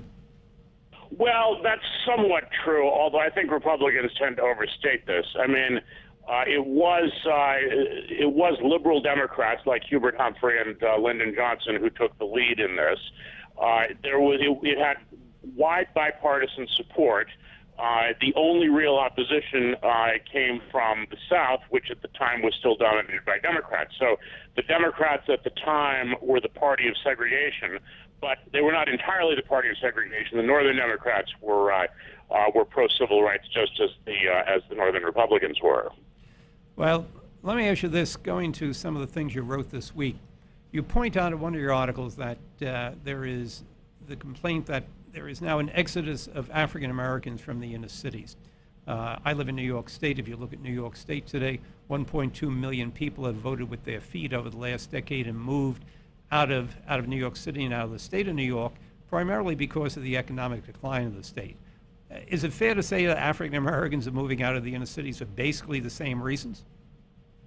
Well, for a couple of reasons. I mean, this was an odd complaint that was made by Charles Blow, the columnist at the New York Times. Yes. He said, I find most of his stuff odd, but go ahead. Yeah, there was a great migration of blacks from the South. Of blacks lived in 1900 to first northeastern and midwestern cities in the early part of the 20th century, and then between about 1940 and 1970 also to western cities. Now, what happened then after 1970 was there was a reversal of this pattern, and blacks started leaving for the suburbs and leaving for the South. And of course, the reason they did that, colors leave states where opportunities are dwindling to go to states where opportunities are greater. You know, the opportunities were in the big cities in the early part of the 20th century, and now they've moved south. But the other reason is that what drove blacks out of the South before 1965, 1970, namely the brutal system of Jim Crow oppression, was no longer there. And so this is actually, in addition to being just a sign of economic change in terms of which part of the country is dominant, it's also a sign of the success of race relations. It's a sign of progress, and Blow is tendentiously trying to read it the other way. All righty, I thank you. I'm afraid we're running out of time. Hope we could do this again and get into some more detail of some of your most interesting columns, and I enjoyed reviewing them today. But thank you for joining us. And this is George Marlin, and this is the Steve Malzberg Show on Newsmax TV. We'll be back in a couple of minutes. The Steve Malzberg Show. Meet Jim. Like many of us, Jim enjoys a busy life. Between work, family, and friends, his days zip along. And Jim has the energy to tackle almost anything. But lately, Jim's get up and go has literally taken on a new meaning.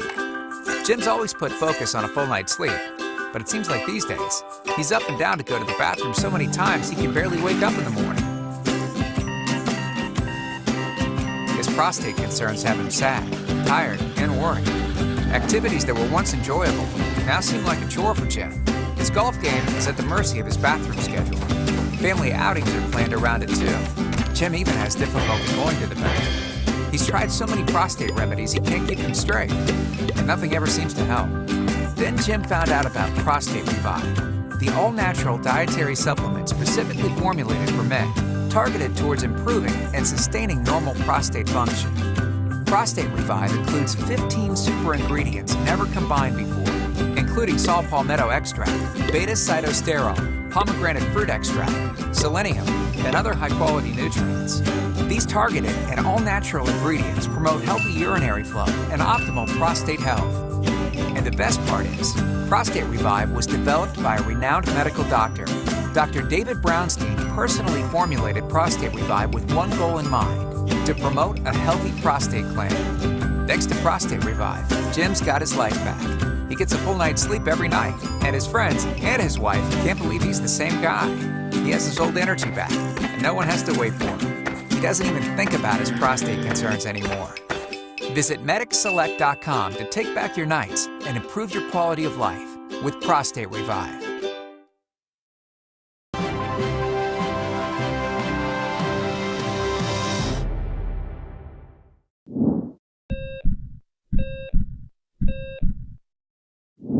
Judging from everything you hear, you think all cholesterol is bad, but that's not really true. You need a certain amount of cholesterol to maintain good health. The problem is that too much cholesterol in your blood contributes to a plaque, a fatty substance that narrows the coronary arteries that feed blood flow to your heart. Picture your coronary arteries as a 4-lane highway. If one lane becomes blocked, traffic still flows well. 2 lanes, no major problem. But if a 3rd lane becomes blocked, that spells trouble. It's the same way with your coronary arteries. And when plaque slows their blood flow to your heart, this can even cause a heart attack. The good news is that when it comes to cholesterol, lifestyle changes can pay off big time. Even a small reduction in plaque can be like opening up another highway lane. Suddenly, blood flow that was stalled can go forward again. Changing your lifestyle does not have to be hard. And in fact, here are 3 ways to help you start lowering your cholesterol. Snack on nuts. Nuts are probably one of the easiest and tastiest ways to lower cholesterol. Walnuts and almonds are among the best. Bulk up your diet with fiber. Choose whole fruits instead of a fruit juice, brown rice instead of white, and if you're eating a baked potato, be sure to leave the skin on. Choose fish. Fish contains cholesterol-fighting omega-3 fatty acids. I'm Dr. Chauncey Crandall, and thanks for watching this Heart Health Minute. Remember, it's never too late to prevent or reverse heart disease. Right now, I invite you to discover your own risk for heart disease or even a heart attack by taking my quick, free online quiz at www.simplehearttest.com.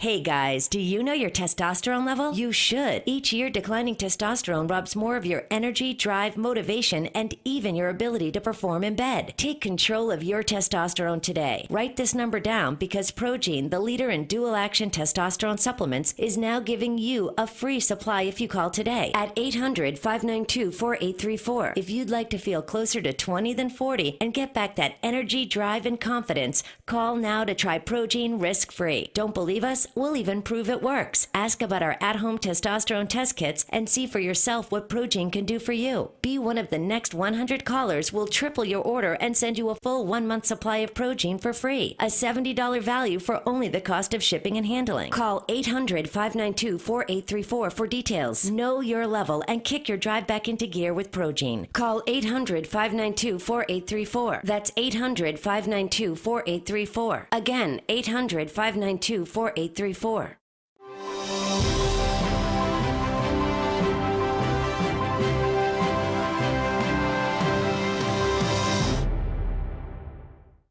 Steve Malzberg Show is just a bit different from the other radio shows. We have TV cameras. Watch the show at Newsmax.com or listen on your favorite radio station. Here's Steve Malzberg. This is the Steve Malzberg Show, and I'm George Marlin filling in for Steve today. Joining us next is Fred Fleitz. Mr. Fleitz is a former CIA analyst and was a senior House Intelligence Committee staff member, and today is the chief analyst at Lignit. Mr. Fleitz, thank you for joining us today. George, it's great to be here. We met a couple years ago, and you were kind enough to send me a copy of your excellent book, The American Catholic Voter, and I just want to take a chance to thank you for that. I'm delighted, and I'm delighted for the plug for the book. Thanks so much. Fred, let me begin by asking you about this Snowden leak that came out yesterday at the Wall Street Journal, that a $52.6 billion black budget for fiscal year 2013, a budget that has not been open to the public in the past. Apparently there was a 178-page summary giving details to the successes and failures and objectives of some of these black budget movements that were going on. Let me ask you this. How does this affect our national security? Obviously, Mr. Snowden is more than just a whistleblower. He's a traitor to his nation, in my judgment. But how do you think this leak is going to affect us? Well, thank you, George, for saying he's a traitor. He certainly is a traitor. I think this may do incalculable damage to U.S. national security. These documents were so sensitive that the Post itself had to admit that they could not publish most of them. They only published summary tables and very brief outlines of what these documents involved. The Post set up a special classified reading room, special computers not linked to the internet, to make sure that this material did not get leaked to the public. They said there was so much sensitive material on American sources and methods involving very sensitive collection programs and states who are hostile to the United States. They simply could not reveal most of this. And what concerns me is that China and Russia got full access to this material when Snowden was in Hong Kong and while he's been in Moscow. I think it's a big, big hit. That's incredible. So what do we do on our end at this point in time? I read in these reports that there are like 4,000 people they're now considering that have high-level security that are going to sort of go over their qualifications or reasons for having high security. Is this are we closing the door after the cows have run away? What's happened here? How do we explain this? Well, what was interesting in these reports that it did talk about that prior to Snowden's leaks, the National Security Agency was engaging in an effort to try to find individuals who might engage in this type of activity, or, as the report said, who were engaging in anomalous behavior, who might be security risks. This is too little, too late. I mean, a lot of the damage has already been done. Now, all we can do now is to try to clean up the mess. I think that effort has to go forward, and frankly, it should be redoubled. Part of the problem is not just intelligence community officers who are not properly vetted. There are too many contractors who are undergoing very light vetting, are not being properly investigated, and I think that also has to be looked into. So they're hiring all these computer geeks, so to speak, and we have no idea whether or not they're capable or desirous of exposing secrets, et cetera, et cetera. So there have been flaws in the system here in hiring these contractors. Is that fair to say? I think that to escape budget rules by Congress, the intelligence agencies have been going around them by hiring contractors. Really? You can pay contractors a lot more than you're able to pay federal employees for the same work. And this is I mean, aside from the fact I think this is probably illegal, they've taken a number of shortcuts on how to get these people on board. Incredible. Let me ask you this. Now, I know you were a CIA analyst.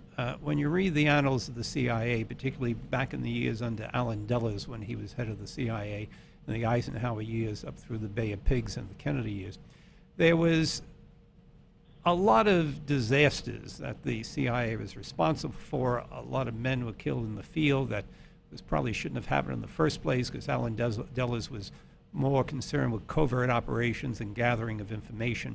And now that there has been released documents over the years, we see many of the failures that took place. My question to you is this: we're expanding the CIA now, has grown to 21,000 people, I believe. We are seeing tons and tons, billions and billions of dollars being spent or funneled through the CIA. We're not sure where exactly it's being spent. Has the agency improved versus its past record? Is a lot of this money going down the rat hole for things that are very questionable, or do you think they're actually carrying out their duty at this point in time and spending that money wisely?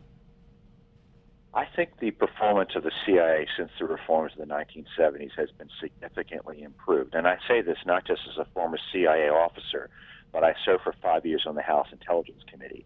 And there's some pretty aggressive efforts by Congress to look at these budgets. The intelligence agencies aren't perfect. They make mistakes, and we certainly have seen over the last few weeks that I don't think these surveillance programs that Snowden leaked constitute spying on Americans, but clearly they could have been handled better. Mm-hmm. I think the mistakes of the CIA of the Cold War era, I think they've been fixed. Well, that's good to hear, and that's encouraging, particularly since our tax dollars being spent.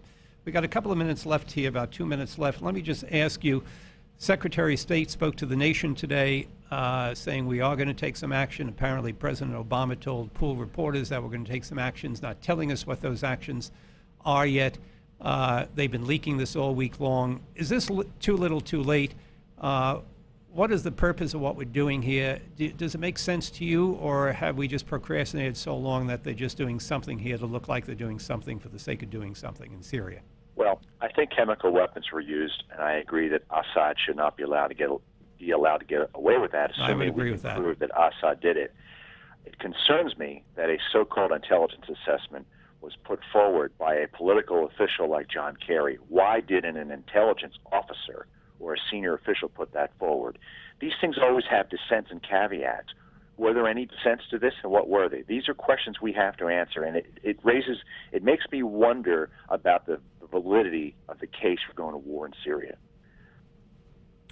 So, at the end of the day, we have about a minute left. Great Britain, our best ally, the Parliament yesterday voted down a matter of principle to think about joining the United States. Is that a serious blow to the United States and to President Obama's foreign policy, in your judgment? It was an enormous and unprecedented blow, and it reflects the blowback from the Iraq War that I think is going to start becoming a bigger issue in this country. What do you think the French are going to do? The French do not have the problems with consulting with their parliament that the Brits have and that we have with Congress here. They can work for several months without consultations with parliament. It looks like they're prepared to go forward, and unlike us, they're not telegraphing to Assad what they're going to do. Well, and at the end of the day, the philosophy of leading from behind, is that beginning to bite us in the behind from what we're seeing reactions from our allies in this point in time? I think leading from behind and by basically subcontracting our foreign policy to the UN is really coming back to bite this administration. They're now saying they're now trying to blame this on the UN and the UN's indecisiveness after years of using the UN as a crutch for not acting in situations like this. I think the president has really gotten himself into a bind. Fred, thank you very much. Appreciate you coming on the show today. Okay, thank you. Coming up next is Nicole Gelinas, contributing editor at the Manhattan Institute, to talk about bankrupt cities. I'm George Marlin, and I've been pleased to be today substituting for Steve Malzberg, and this is the Steve Malzberg Show on Newsmax TV, New York.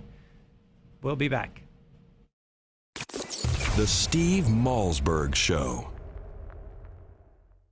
If your prostate is giving you problems and your doc says it's just part of getting older, be wary. Renowned physician and author Dr. David Brownstein thinks this is baloney. He's discovered a link between aging and prostate health and believes prostate concerns do not have to be an inevitable part of aging. That's why he created Prostate Revive. Hi, I'm Dr. David Brownstein. I personally formulated Prostate Revive to include the most essential natural ingredients available to help promote a healthy prostate gland and optimal urinary function. The producers of Dr. Brownstein's Prostate Revive are so thrilled with the positive feedback from satisfied customers that for a limited time, they are willing to send you your first month's supply free. Plus, call now and you'll also receive Dr. Brownstein's special report, A Doctor's Guide to a Healthy Prostate. For details on getting your free bottle, call 1-800-596-REVIVE. That's 1-800-596-REVIVE. Take control with Prostate Revive. Call now while supplies last to claim your risk-free bottle at 1-800-596-REVIVE. Do you owe the IRS? Do you have unfiled tax returns? Have you received a wage garnishment or bank levy? Maybe a lien has been filed against you.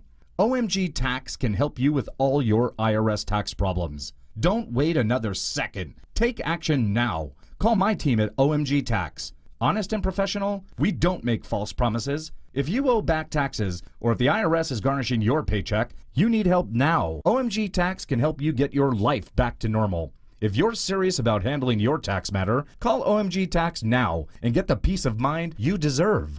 Don't let the IRS take your next paycheck. Stop waiting and call our team at OMG Tax. OMG Tax has a straightforward, no-nonsense approach and has helped many Americans resolve their IRS nightmare. Call OMG Tax now. Call 1-800-255-6485. That's 1-800-255-6485. 800-255-6485.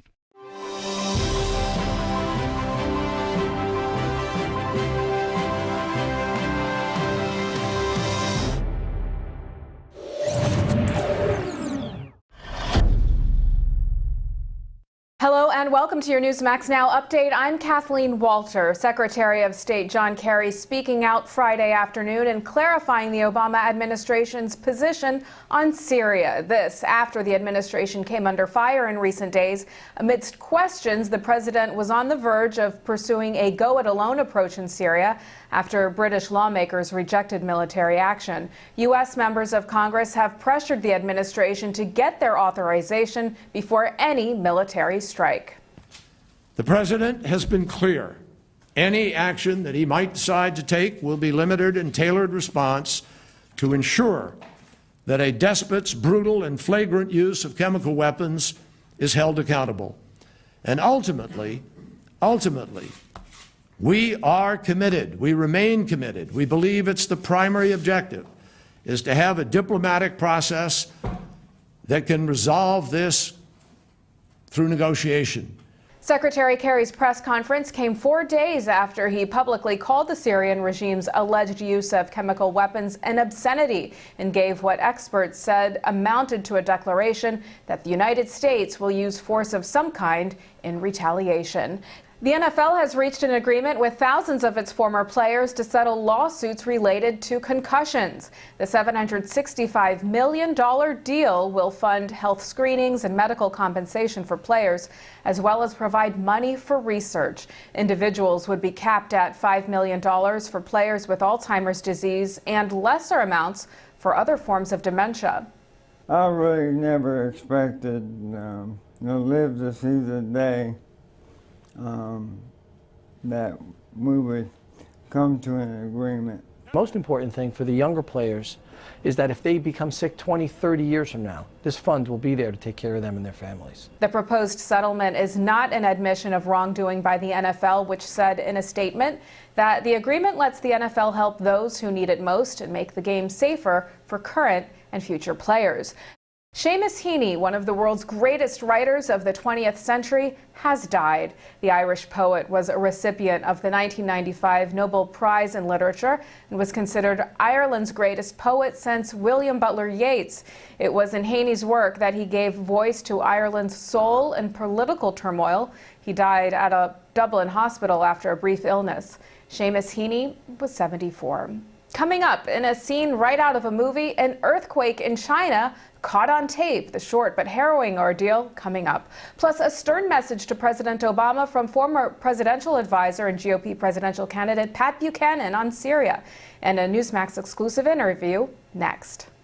Hey guys, do you know your testosterone level? You should. Each year, declining testosterone robs more of your energy, drive, motivation, and even your ability to perform in bed. Take control of your testosterone today. Write this number down because Progene, the leader in dual-action testosterone supplements, is now giving you a free supply if you call today at 800-592-4834. If you'd like to feel closer to 20 than 40 and get back that energy, drive, and confidence, call now to try Progene risk-free. Don't believe us? We'll even prove it works. Ask about our at-home testosterone test kits and see for yourself what Progene can do for you. Be one of the next 100 callers. We'll triple your order and send you a full 1-month supply of Progene for free. A $70 value for only the cost of shipping and handling. Call 800-592-4834 for details. Know your level and kick your drive back into gear with Progene. Call 800-592-4834. That's 800-592-4834. Again, 800-592-4834. In 2013, half of your friends, family, and neighbors may lose their jobs, all while you are robbed of 90% of your life savings, investments, and home's value. Controversial economist Robert Wiedemer, who was the only expert to predict the recession, has released a startling video with shocking evidence that the powers that be have tried to ban. But that hasn't stopped 50 million people from getting the truth. Watch it at AftershockVideo.com. AftershockVideo.com. In 2013, half of your friends, family, and neighbors may lose their jobs, all while you are robbed of 90% of your life savings, investments, and home's value. Controversial economist Robert Wiedemer, who was the only expert to predict the recession, has released a startling video with shocking evidence that the powers that be have tried to ban. But that hasn't stopped 50 million people from getting the truth. Watch it at Aftershock911.com. Aftershock911.com. And welcome back. A 5.1 magnitude earthquake jolted Urumqi in northwest China Friday. People were rushing out of buildings when they felt the earthquake, and you can see structures and the ground even trembling. No injuries were reported. And in an exclusive interview with Newsmax TV, political commentator and former presidential advisor Pat Buchanan gives a stern warning to President Obama. He says the president needs to back off from his threat to attack Syria unilaterally. Striking a country against whom we had not declared war and had not attacked us, that is de facto an impeachable act. Mr. Buchanan says the president must consult Congress for authorization and urged Speaker Boehner to call the House back from its summer recess on Monday.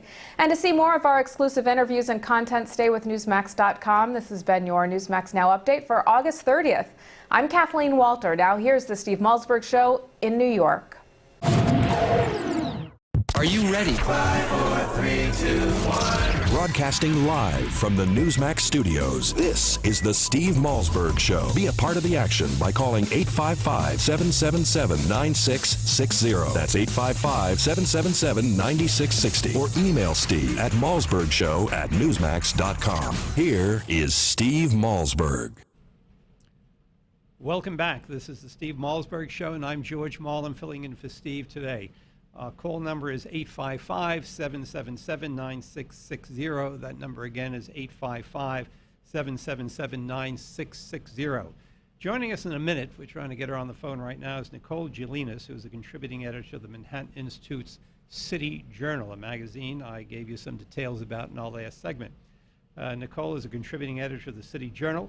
She is a chartered financial analyst, that's a CFA, and her undergraduate degree was in English. And to get a CFA, I've been an investment banker for 37 years, and that is 3 years worth of exams to get through that. I wouldn't dare take them. So I was very impressed to learn today that she is a chartered financial analyst. Her recent book is After the Fall, Saving Capitalism from Wall Street and Washington. Nicole is an expert in municipal finance. The first 15 years that I was in the investment banking industry, my field was municipal finance. I was a municipal bond underwriter, a municipal bond trader, a municipal bond analyst. I wrote a book called The Guidebook to Municipal Bonds with Joe Mizak, who then was the editor-in-chief of the Daily Bond Buyer. And what the City Journal does and what Nicole does is zero in on certain problems we're facing. And Nicole, I just canonized you. You've joined us?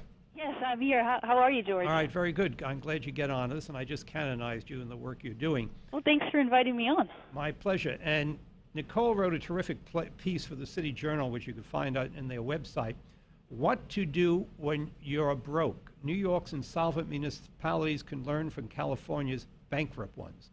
Before we get into the meat of that article of yours, which I found outstanding, thank you. I wanted to ask you your opinion on a decision that came down yesterday and the impact it may have on Detroit and Harrisburg and cities in New York, namely the San Bernardino, which filed bankruptcy out in California a while back, wins eligibility for bankruptcy. So a judge ruled that they are eligible for bankruptcy.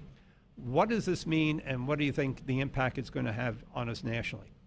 Well, it means two things. One, bankruptcy is not a quick fix for your town or city. So if you're a voter or citizen of some place that is fiscally distressed, which includes a lot of places, including a good deal of New York, and you're thinking, well, we can just declare bankruptcy if things get too bad.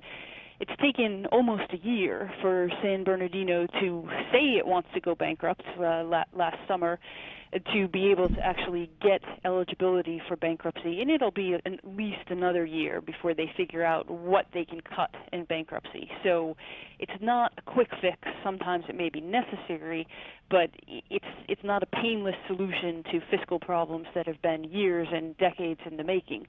The second thing is really a lesson for public sector workers and retirees. Pensions are not sacrosanct. We've heard the conventional wisdom is that because many state constitutions, including California, protect pension benefits from being diminished. No public sector worker ever has to worry about his or her pension benefits, but yet San Bernardino has not been paying their pension payments to the state pension fund for nearly a year. The state pension fund, CalPERS, has vociferously objected to this. They said the city should not be able to go bankrupt because they are not allowed to use bankruptcy to try to get out of these pension benefits, and the judge agreed with the city that this is not an eligibility issue, that they've got to work this out later. So some uncertainty that didn't exist a year ago for public sector workers and retirees. Well, on the one hand, you're right. It can be a difficult road in bankruptcy. On the other side of the coin in New York, when New York City went broke back in 1975, the state, instead of taking it through bankruptcy, the state established a financial control board, which was chaired by the governor and key state elected officials and the mayor of New York. And that helped straighten out the city of New York to refinance its debt. But as you point out in your piece, rightly so, that was based on short-term debt that had to be resolved, while the issues today with troubled municipalities. Now, in the spirit of full disclosure, I should point out that I'm a director of the Nassau Interim Finance Authority, which is the oversight board that is now in control period in Nassau County. Nassau County is about the third or fourth richest county in the nation, basically shot itself in the head financially by giving away overly generous contracts and spending and taxing for decades and getting into a great deal of problems. But you're somewhat critical of control boards as well, and even the NIFA one, and I may agree with your analysis of the criticism of the board I'm on. Can you explain why you don't think control boards are necessarily the answer to troubling municipalities in New York or anywhere else at this point in time? Sure. Control board can be a good thing, a bad thing, or a neutral thing. It's just a tool. It depends what the politicians want to do with that tool. And unfortunately for New Yorkers, because it is a creation of the state, it's really up to state politicians, including the governor and state lawmakers, state legislative leaders, to decide, do we want to use this control board to do what needs to be done, or do we want to use it to pretend we're doing what needs to be done and make everyone feel better, but just push the problems a few years later down the road? Unfortunately, you go back 13 years when Nassau needed this rescue. Then Governor Pataki, I know you wrote a whole book about him. A critical book, I might add, a very critical book. He chose to, and he and the state legislature chose to put on a control board, but not give it the tools that it needed to do what it needed to do. You know, they couldn't threaten bankruptcy, and so they had no leverage to say to the unions, you've got to open up these contracts. You've got to give something back on health benefits. The state, which controls pensions, didn't take this as an opportunity to say, maybe we've got to rethink how much local governments pay for their employees' pensions. And so the control board could do certain things, you know, like freeze wages, approve new contracts, and you know these things are good. But on the big picture items, what to do about current contracts that are already signed, what to do about expired contracts, because the state law says that once a contract is expired, provisions including wages and health benefits stay, so there's no incentive for workers to ever sign a contract that's worse than the contract they had before. The control board was not allowed to handle any of these things, and fast forward 13 years, Nassau is no better than it was back then, and in many ways worse. Part of your formula, I think, is correct on your criticism of control boards, but there's another side of the coin. Back in January 1978, when Ed Koch became mayor of New York, and I had this conversation with the late mayor, he said to me that he went to the control board and said, hey, what does it take for me to get rid of you guys? I want to be the mayor. I don't want people looking over my shoulder all the time. So what do I need to do? And they said, well, you got to balance under GAAP, budget 4 years in a row. Here's some of the things you're going to have to do to achieve that end. And we don't want to see with raising of taxes. And Ed Koch went and did exactly that. And 4 years later, 4 years of balanced budgets under generally accepted accounting principles, which very few municipalities do, as you know, Nicole. the control board went out of a control period, and he was able to be the mayor of the city of New York. What we're facing today is what Ed Koch had, many politicians don't have, namely the will to govern. Yep. And so even in Nassau County, we've had to deal that where the elected officials say, we don't want to deal with this, and keep on putting it off and tap dancing and pretending they're having balanced budgets by putting off paying bills or funding it with long-term debt. So it's a very difficult issue when politicians don't have the guts to govern because they have to make some tough decisions. So they try to blame NYFA, the Nassau Interim Finance Authority, the control board, for many of their woes, while in the meantime they're taking advantage of the positive powers we have, like a wage freeze. So do you see, in looking at governments that are on the brink, that the politicians themselves are just frozen and don't have the guts to do what has to be done? Oh, sure, especially in New York, because you've got local politicians of both parties who were able to say, look, it's not our fault, it's the state's fault, and you've got the state that can say the opposite. Now, a good deal of local government's problems are the state mandates, things like pensions, things like Medicaid, but for many, many years, local leaders were happy to go along with these things because it gets them union votes, it gets them contractor contributions from people who want to run, everything from nursing homes to bus services. And so you have both sides blaming the other side. Not a productive situation. And frankly, if something isn't done by the governor, right, by Governor Cuomo, more substantively at the state level, we will start to see local governments push back and say, look, we can't handle these mandates anymore, because at this point there's no place else for the problems to go. You can't send them another another decade into the future. Local governments are really cutting back police, cutting back fire services. People are leaving because property taxes are going up too much in places like Long Island, and voters really want answers this time around, and if they're not going to get them from the state government, they can't help but look and see what's going on in California. Will cities and towns start to look at municipal bankruptcy? I wouldn't say that this is something that's absolutely going to happen, but it is an option there. You can't help but look and see Stockton, Vallejo, San Bernardino also having to deal with some of these state mandates and taking this choice to try to get rid of some of them through municipal bankruptcy. Nicole, I want to thank you for joining us today. It's a depressing picture, but I recommend to everyone that you read Nicole's piece, What to Do When You're Broke, New York's Insolvent Municipalities Could Learn from California's Bankrupt Ones. Nicole, thanks for joining us today. Thank you, George. Have a nice weekend. You too. Bye-bye. All righty, I'm George Marlin. This is Steve Malzberg Show on Newsmax TV. We'll be back in a couple of minutes. The Steve Malzberg Show. Do you owe the IRS?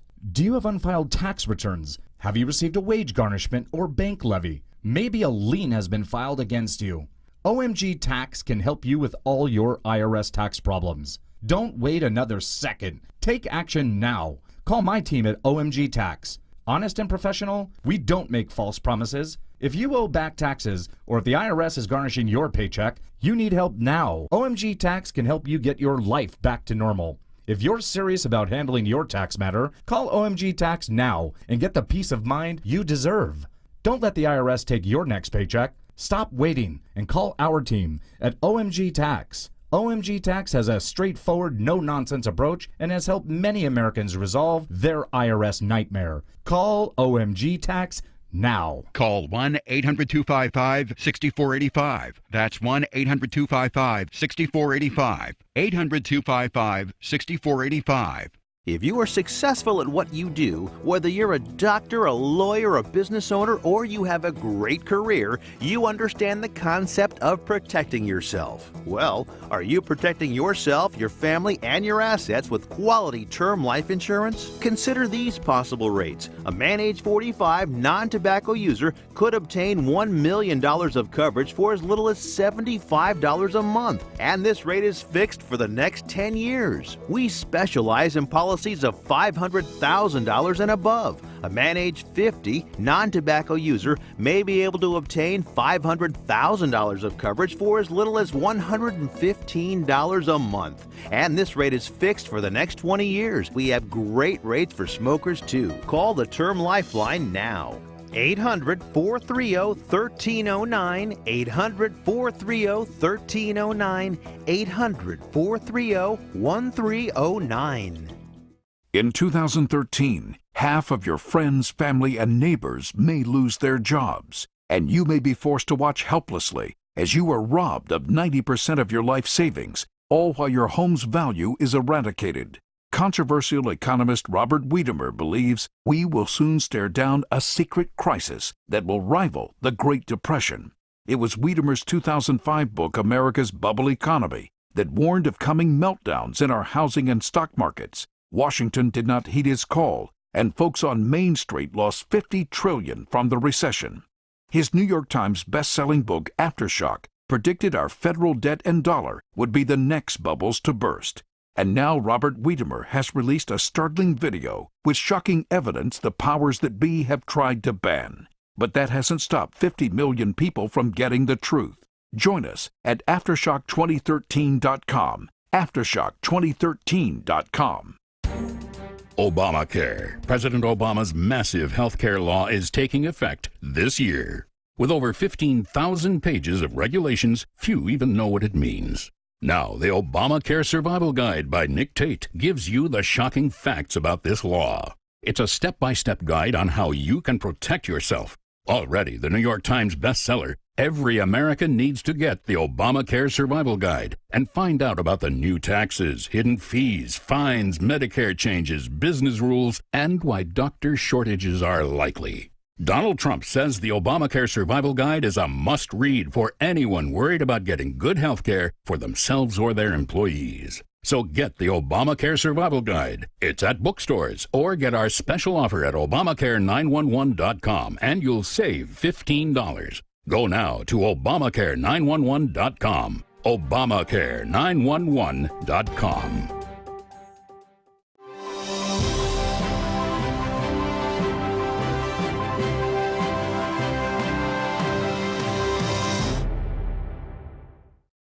Sure, Steve might be a bit of a hypochondriac, but he never gets sick of breaking news. This is the Steve Malzberg Show. Call Steve at 1-855-777-9660. That's 1-855-777-9660. Here's Steve. Welcome back. This is the Steve Malzberg Show, and I'm George Marlin filling in for Steve today. I thought I'd take a few minutes during this segment to sort of build on the conversation we just had with Nicole Gelinas of the City Journal, the Manhattan Institute. Back in 1975, the city of New York went broke. It was on the verge of bankruptcy, and there was a great combination of all the political powers in the city and the state to save it from bankruptcy. But the key question is what got it to that point? And what we witnessed for the 40 years before that was an age of liberalism, which gave us the South Bronx, a municipal desert. We witnessed decades of money being spent based on the age of the Great Society. What Mayor Robert Wagner said at one point in time, who was mayor in the late 50s and early 60s in the city of New York, said, I'm not going to allow lack of money to prevent us from spending lots of money. That was the mentality of the age. And every social welfare policy that was promoted by the Great Society was implemented in the city of New York. We were the great, this is where the melting pot became an experimental pot.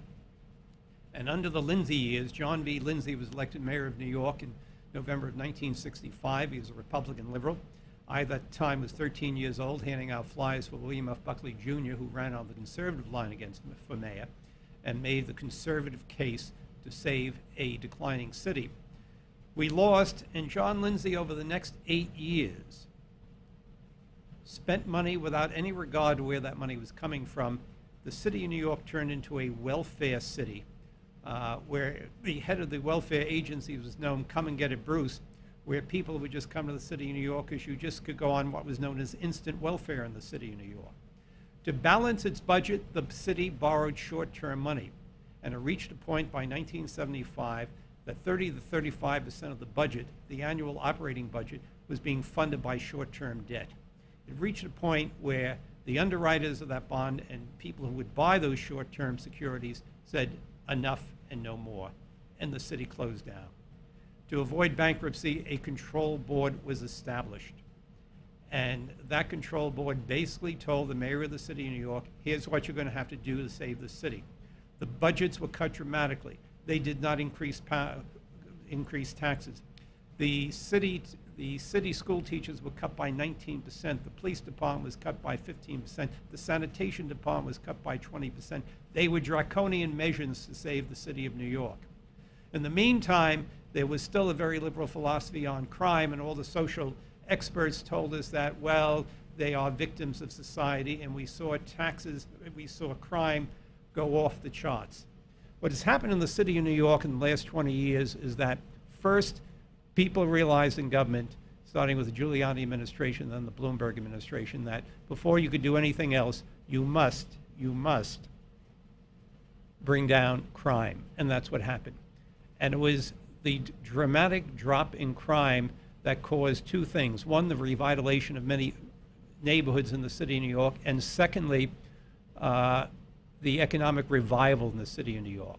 Drop in crime was the catalyst for the economic revitalization. And now, in 10 days from now, the people of the city of New York are going to have to make a choice, and it appears the likely next mayor of the city of New York will be a John Lindsay type of liberal who will bring us back to those days, emasculate the police department, raise taxes on an overtaxed population to start over, and probably the mess will begin all over again.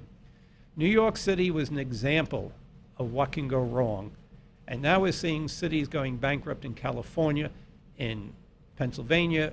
Harrisburg is in deep trouble, city of Detroit filing for bankruptcy, because they followed the blueprint of New York City.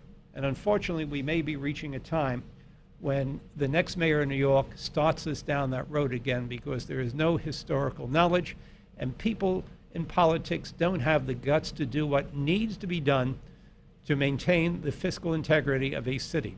Detroit, population has dropped 60% since 1960. Buffalo, New York, Syracuse, New York, Rochester, New York, Scranton, Pennsylvania, all these cities as well have suffered great declines in population because the economic base has collapsed, causing taxes to increase too high because politicians do not have the will to govern and to tackle the problems that need to be settled. So we're facing a dramatic day in New York where we have to begin to wonder, when is this all going to end? We're facing the nation, and sadly, liberals may be in control again. My friends, it's a very difficult time, and hopefully voters have the guts to pick the right people and politicians have the guts to make the right decisions. Coming up next is Sally Pipes, president of the Pacific Real Estate Institute. I'm George Marlin, and this is the Steve Malzberg Show on Newsmax New York TV. We'll be back. The Steve Malzberg Show. Hi, I'm Joan London, and if you're worried about your parent or a loved one living alone like I was, and you want reliable senior care information, then call A Place for Mom, the nation's largest senior living referral service. You'll get free information on assisted living, Alzheimer's care, nursing homes, even important financial information. They had obviously researched every place, not just given me names. Really? Yeah. They found me a place for what she could afford, and it was magnificent. We're now very confident that she's safe, and they just helped every step of the way, and I can't thank them enough. So if you're struggling to find reliable senior living information, call A Place for Mom. This is a free service, and you can trust them to help you. If you're struggling to find reliable senior living information for your mom or dad, then call or go online to get the free help you need during this turbulent time. Call now, 800-908-1254, 800-908-1254. Hello, my name is Fred Fleitz, and I'm the managing editor of LigNet. You've probably seen our name preceding some of the stories you read on Newsmax or heard LigNet referenced on Fox News, C-SPAN, or CNN. Perhaps you've asked yourself, what is LigNet? LigNet is an acronym for the Langley Intelligence Group Network, a private Washington, D.C. based service that provides global intelligence, in-depth analysis, and detailed forecasting. LigNet's staff and advisors include former CIA officers, national security experts, presidential advisors, and top-level government officials from around the world. I myself held several national security posts for the U.S. government during my 25-year career with the Central Intelligence Agency, the Defense Intelligence Agency, the U.S. Department of State, and the House Permanent Select Committee on Intelligence. Our lead advisor is General Michael Hayden, the former director of the CIA. He is joined by former U.S. Ambassador to the United Nations John Bolton and former chairman of the National Intelligence Council and Special Assistant to President Ronald Reagan Fritz Ehrmann, former U.S. Ambassador to Venezuela Otto Reich, and former clandestine service officer Frederick Russman. Former chairman of the House Intelligence Committee Peter Hoekstra also joined our advisory board staff. Every day, our goal is to use our expertise, our resources, and our worldwide staff to take the pulse of the ever-changing political and economic landscape and the threats we face on a daily basis. Whether you are following global events for your portfolio or business, or just interested in the world around you, LigNet provides what you need to know to keep up with global events. There are many. Every day, LigNet members receive the Morning Brief, a daily email that provides summaries and links to our daily analysis to keep you up to date on LigNet's assessments. LigNet members receive unrestricted access to LigNet's secure database of global analysis. All of our special reports, previous analyses, and exclusive video interviews with intelligence insiders are available to members 24 hours a day. But you also get top-notch analysis that resembles the President's Daily Brief, the classified intelligence assessment delivered to the President of the United States every morning. LigNet also sends breaking news emails to our membership list. If there is a development of global proportions or a terror alert, our subscribers are always the first to know. I hope you now have a better understanding of what LigNet is, but more importantly, recognize how truly invaluable LigNet can be. As the old saying goes, knowledge is power. Join LigNet for $1. Go to lignet.com.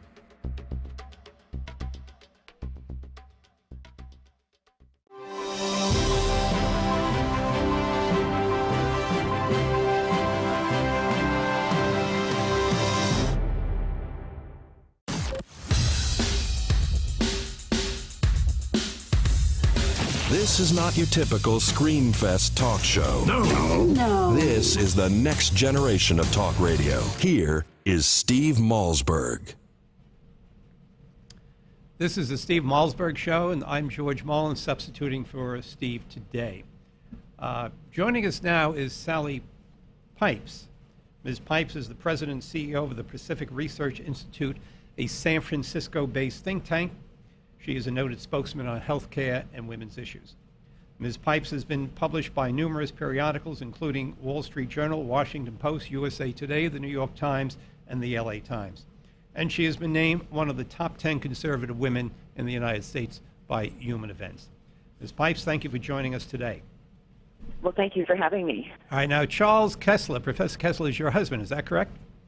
It is, yes, he is. I've met him a couple of times, and yesterday I was on a phone with a colleague of his, a very dear friend of mine, Mike Uhlman. Do you know Dr. Uhlman at all? Oh, of course, yes, Yeah, very well, yes. Mike's a good friend. They're all terrific. Yeah, well, Mike and I go back. I first met him when he was general counsel to what Bill Buckley used to call the sainted junior senator from New York, James L. Buckley. And, oh, my gosh. Yeah, Mike serves on the board of my company today, but he's one of the great men I've known in my lifetime. But anyway, welcome to the show. It seems that every day there is another piece of the Obamacare that's being questioned or delayed. This week we've seen some of the major unions come out complaining that they want to repair the act, not that they become great humanitarians for the sake of all Americans or for the common good, but they're seeing problems that are upsetting their memberships as well. But every week there seems to be something else. You know, what is your reaction to this, and what is the end game here? What's going to happen in the next couple of months when this starts to be implemented? Right. Well, you know, on October 1st, of course, that's the day when the exchanges are supposed to open for enrollment. Yeah. And I think the president knows he's got a real problem. The feds are going to be operating 27 exchanges, and they're doing 7 partnership exchanges. And I just don't see, how the exchanges are going to be ready. We've already seen the employer mandate delay. We saw the House vote to delay the individual and the employer mandate. We saw them say that they won't have income verification for those eligible for subsidies for a year. So many things. And then they finally brought out the regs on who is eligible for the individual mandate. But they also came out and said that the insurance companies aren't going to know on September 5th, what is an eligible plan. They're delaying that till the 15th. So I think the exchanges probably won't open. Covered California, I'm from California, they've already announced that they don't know that they'll be ready, and they were the first state to take money from the feds to get Covered California going. So remember when Max Baucus said a few months ago he saw a train wreck coming down the track with the exchanges, and I think that train wreck is coming down the track. And so I think, we're going to see a lot of delays, and I think this is, I hope, that the American people are going to come to the realization that Obamacare is not going to bring about affordable, quality care for all Americans, and we'll see some good election results in 2014 and 2016, because as you know, Senate Majority Leader Harry Reid just a couple of weeks ago in a PBS interview said that he would like to see the abandonment of the insurance industry as a means of accessing health care, and really what he wants is single-payer Medicare for all, the Canadian system, which I grew up under, and I think that's their long-term goal. But we do not want that to happen, because if we do get Obamacare really doesn't get repealed and replaced, we're on the road to serfdom, as Hayek would say, and there will be no off-ramp. Well, let me just give one anecdote, so to speak, and it affects my company. I run a small company. It's under 50 employees. For 15 years, we have given to our employees Cadillac healthcare insurance, of which the company pays 100% of the premiums. It is not cheap, to put it mildly. No, not. And we sat down with our insurance consultants who were telling me that next year, we go on a cycle, I think our cycle begins next February, to expect the premiums for the Cadillac healthcare for our employees to go up 50 to 100%. Now, that's a tough nut. If that's the case, I have to go back to the drawing board and sort of probably look for a plan B here. But my question to you is, we were told that if you like your doctor, you could keep your doctor. If you like your insurance, you can keep your insurance. It appears that if healthcare, Cadillac goes up 50 to 100%, a lot of people are going to have to drop it. So again, what is the end game here? Why is this happening? Do you think the insurance companies are pushing it up this high at this point in time? And secondly, is the end game objective here is to make sure that everybody has crummy coverage when this is all said and done? Well, I think the president said over and over again, if you like your health insurance plan and you like your doctor, nothing change. Well, I think the American people are already beginning to see things are changing, and that's why you're seeing the poll numbers for Obamacare, getting worse. I mean, 47% of people surveyed in a Wall Street Journal NBC News poll last week, 47% said they thought it was a bad law. But we're seeing, even though the employer mandate has been delayed a year, you just saw that UPS, United Parcel Service, is not going to be providing coverage for their 15,000 spouses. Delta Airlines said their premium, is going to cost, that Obamacare is going to be resulting in a $100 million increase in health care costs. You're seeing the University of Virginia. You're seeing a lot of going on. And it's not the fault of the insurance companies. It's the fault of Obamacare, because Obama, under the law, they have an essential benefit plan, and so the more mandates that you add on to an insurer, the more the cost is going to go up. And then when you have free preventive care, children being able to stay on their parents' plans till age 26, no lifetime caps, all of these things are going to add to the cost of health care. And for an insurance company to stay in business, they have to cover their costs, and they're going to be limited by this medical loss ratio, what they can what they have to pay out in claims and what they can collect in premiums and covering their administrative costs. So, when McKinsey said they thought that about a third of Americans are going to lose their employer-based coverage, Doug Holtz-Eakin, former head of the CBO, said, about 35 million of 160 million people who have employer-based coverage. We are going to see a lot of that. We're going to see firms say, that used to pay full premium, they're going to say, you're going to have to pay part of the premium. You're going to have to pay a copay. This is all going to be a real eye-opener for many Americans, and they're going to say, Mr. President, what you promised. But it is what it's going to be. Well, here's another interesting question, if I may ask. A lot of companies that, of course, just take a single person, may cost $3,000, $5,000, $8,000, depending on the quarter coverage that you have. Are we going to see a lot of companies just dumping employees and saying, you're on your own, we're going to pay the $2,000 tax? Because the tax relative to what you're paying is cheap, so you may be ahead of a company may be ahead of the game by dumping everybody into the exchanges. Do you think we're going to see a lot of that? Oh, I think we're definitely going to see a lot of that. And was that part of the plan? Did they expect this to happen when they created Obamacare? No, they did not at all. And one of the big problems is that, for those people who, individuals who get dumped into the exchanges, a lot of young people are going to say, hey, I don't want to pay $200 to $300 a month for health insurance. I would rather pay that individual mandate penalty of $95 starting next year, 1% of income. Then what's going to happen is that the people who are older and sicker, people like us who, are in the exchange, there is not going to be this large pool of young people to cover those of us who are older and sicker. And it's going to be a real pressure point for insurance companies. And that's why Secretary Sebelius, Secretary of Health and Human Services, and the President, they've been trying to get the National Football League, the National Basketball Association, movie stars to start promoting the exchanges to young people because they know they've got a real problem. And then, of course, just this week, the President has, got former President Bill Clinton on the stump. They know they've got a real problem, and the American people are waking up to the fact that they're not going to have the kind of affordable, accessible, quality care that they were promised under this law that was signed, on March 23rd, 2010.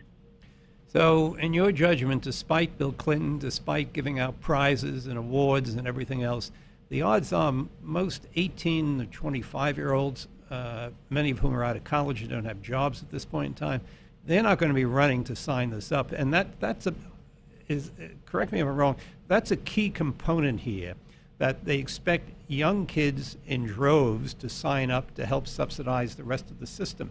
That was part of the dream here. In your judgment, is that going to fall flat in the coming months? Oh, that's definitely going to fall flat. I believe, and I think, young people, are smart. They see what they're, I call these people young invincibles, the 18 to 31-year-olds. For the most part, they don't get sick. They don't need health care. And so for them, they would rather, have a high deductible plan combined with a health savings account so they can be covered for catastrophes. But under Obamacare, I think you're going to see a lot of these people will not sign up, and we're going to see, the insurance companies having a tough time. We're already seeing that a lot of, in California, United Health, Aetna, and Cigna, three of the really large players, not Anthem, Blue Cross, or Blue Shield, but those three big people didn't even compete to go into covered California. And now Aetna and United have said they're not even going to be underwriting individual plans for regular people in California. So, this is really, going to be a real devastating for President Obama and how many insurance companies are going to be in the exchange. These are not going to be marketplaces, as they like to talk about them. These exchanges are going to be, I think, a catastrophe. And, this is sort of I think Obamacare is, as Max Baucus said, going to be a train wreck. Do you think with this kicking in October 1st with the exchanges, do you think in 6 to 8 months the American people will get a sense that this thing is floundering, or will they be able to dance their way through, say, the next election? How's it going to unfold? It's hard to know, but I think my view is that a lot of Americans are going to be really upset, and it's going to augur well, I hope, for the Republicans in the 2014 Senate and House elections. The one problem is that these subsidies for people who purchase insurance and in the exchanges who earn between 138 and 400% of the federal poverty level, that's about $94,000 for a family of four. Once people start getting these subsidies from the government, even if they don't really like the health care, if they haven't had to use it, it's very difficult to take things away from people. We're turning into an entitlement society, and we have to, change that mentality and move to an entrepreneurial society. If you're a family of four making $94,000, you're entitled to subsidies. What is that? Do you have any idea what that subsidy is worth on a monthly or annual basis?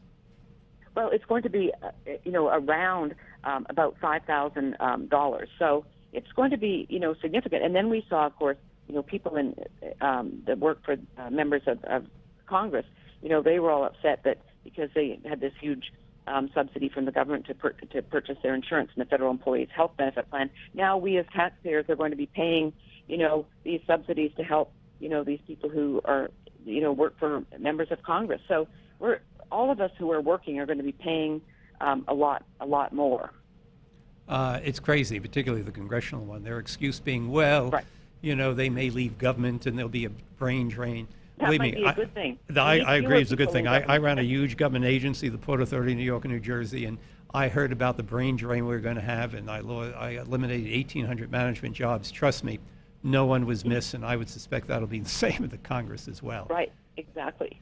But anyway, I want to thank you for joining us today. It's been terrific, and hopefully you'll be able to join us again to give a report once we see how this is in action. Ms. Pipes, thanks so much. Have a good weekend. You too. Thanks. All righty. I'm George Marlin. This is the Steve Malzberg Show on Newsmax TV. We'll be back in a couple of minutes. The Steve Malzberg Show. If you or someone you love is struggling with addiction to alcohol or drugs, then you must listen to this message because there is hope. No matter what addiction you or your loved one is coping with, you are just one phone call away from real help. Recovery Hotline makes the healing process simple and affordable by matching people to fully certified and experienced inpatient facilities that are right for their personal situations. Call 800-668-1286 now. Don't wait another day. Money does not have to be an issue. Most insurance is accepted. Just call 800-668-1286 today. Recovery Hotline's mission is to help you or someone you love begin the healing process and get back a healthy and sober life. And we can even help with family interventions and travel arrangements. One phone call is all it takes to get back the life you or your loved one deserves. The call is free. The help is real. Call 800-668-1286. That's 800-668-1286. 800-668-1286. Again, 800-668-1286.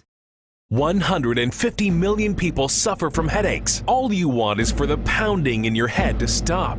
Migralex stops the pounding. Migralex was developed by a neurologist and founder of the New York Headache Center. I'm neurologist Dr. Alex Malzberg. After studying and researching the human brain for 25 years, I've developed Migralex, which eliminates pounding headaches. It works for my patients, and I'm so convinced it will work for you. I don't just guarantee it, I put my name on it. Dr. Malzberg's Migralex gets rid of headaches fast without harsh caffeine, sodium, or preservatives. Migralex works unbelievably fast, and it's gentle on my stomach. Find out how to get your free bottle of Migralex. Call 800-532-2967. Plus, if you're one of the first 100 callers, you'll also receive the Migralex Quick Tips to Headache Relief absolutely free. That's 800-532-2967. Or go to migralexrelief.com. MIGRALEX relief.com. Or call 800-532-2967. This is the worst weather we've seen in quite some time, folks, and I don't see any end in sight. People have been calling in from across the state complaining their basements are flooding. One guy said he now has an indoor swimming pool in his basement. I told him he needs the waterproofing innovations from Basement Systems. If you want a dry basement or crawl space that will weather any kind of storm, you need the patented solutions from Basement Systems. You've seen them on home makeover shows throughout the country. With a lifetime warranty, every solution is custom designed for your basement. You can finally have that room you've always wanted with our total basement finishing system. Call now for a free estimate, and you'll never have to worry about storms like these again. Call now for your free basement inspection at 800-516-9794, 800-516-9794. Learn how to waterproof your basement now. Call this number, 800-516-9794, 800-516-9794. Bad credit card debt happens to good people. Credit card companies lure you in with low introductory rates or low minimum payments, and before you know it, you owe thousands of dollars in credit card debt. It has happened to millions of good people just like you. But here's the good news. Thanks to a powerful program now approved, anyone with $2,000 or more in credit card debt can cut their credit card payments up to half and even reduce or eliminate interest charges altogether. That's right. Our nationwide nonprofit program is helping U.S. residents cut their credit card payments. Call 800-613-3159 now. The call and information are free. We've helped over 500,000 people with their credit card debt, and now we can help you. Call 800-613-3159 to see how this powerful nonprofit program can work for you. Bad credit card debt happens to good people. Get free of credit card debt today. Call 800-613-3159. That's 800-613-3159. Again, 800-613-3159. If you need to lose weight and would like to get paid for it, that's right, I said get paid to lose weight. Just listen to the following announcement. The makers of GCE Green Coffee Bean Weight Loss are looking for real testimonials from real people and will pay you per pound to meet or exceed your weight loss goal. Until now, the secrets of green coffee's fat-burning power has been limited, but thanks to Dr. Oz, the secret is out. And now, this authentic green coffee bean fat burner is available in easy-to-take tablets. There are no expensive meals to buy or strenuous workouts. Simply take one tablet before each meal and record your progress. Only the first 200 callers are guaranteed to be accepted into the program. So if you're serious about losing extra weight and want to earn extra cash for fitting into your skinny jeans again, call 800-383-9230 now. Call 800-383-9230. 800-383-9230. Space is limited, so hurry and secure your spot today. 800-383-9230. Some conditions apply. 800-383-9230. 800-383-9230.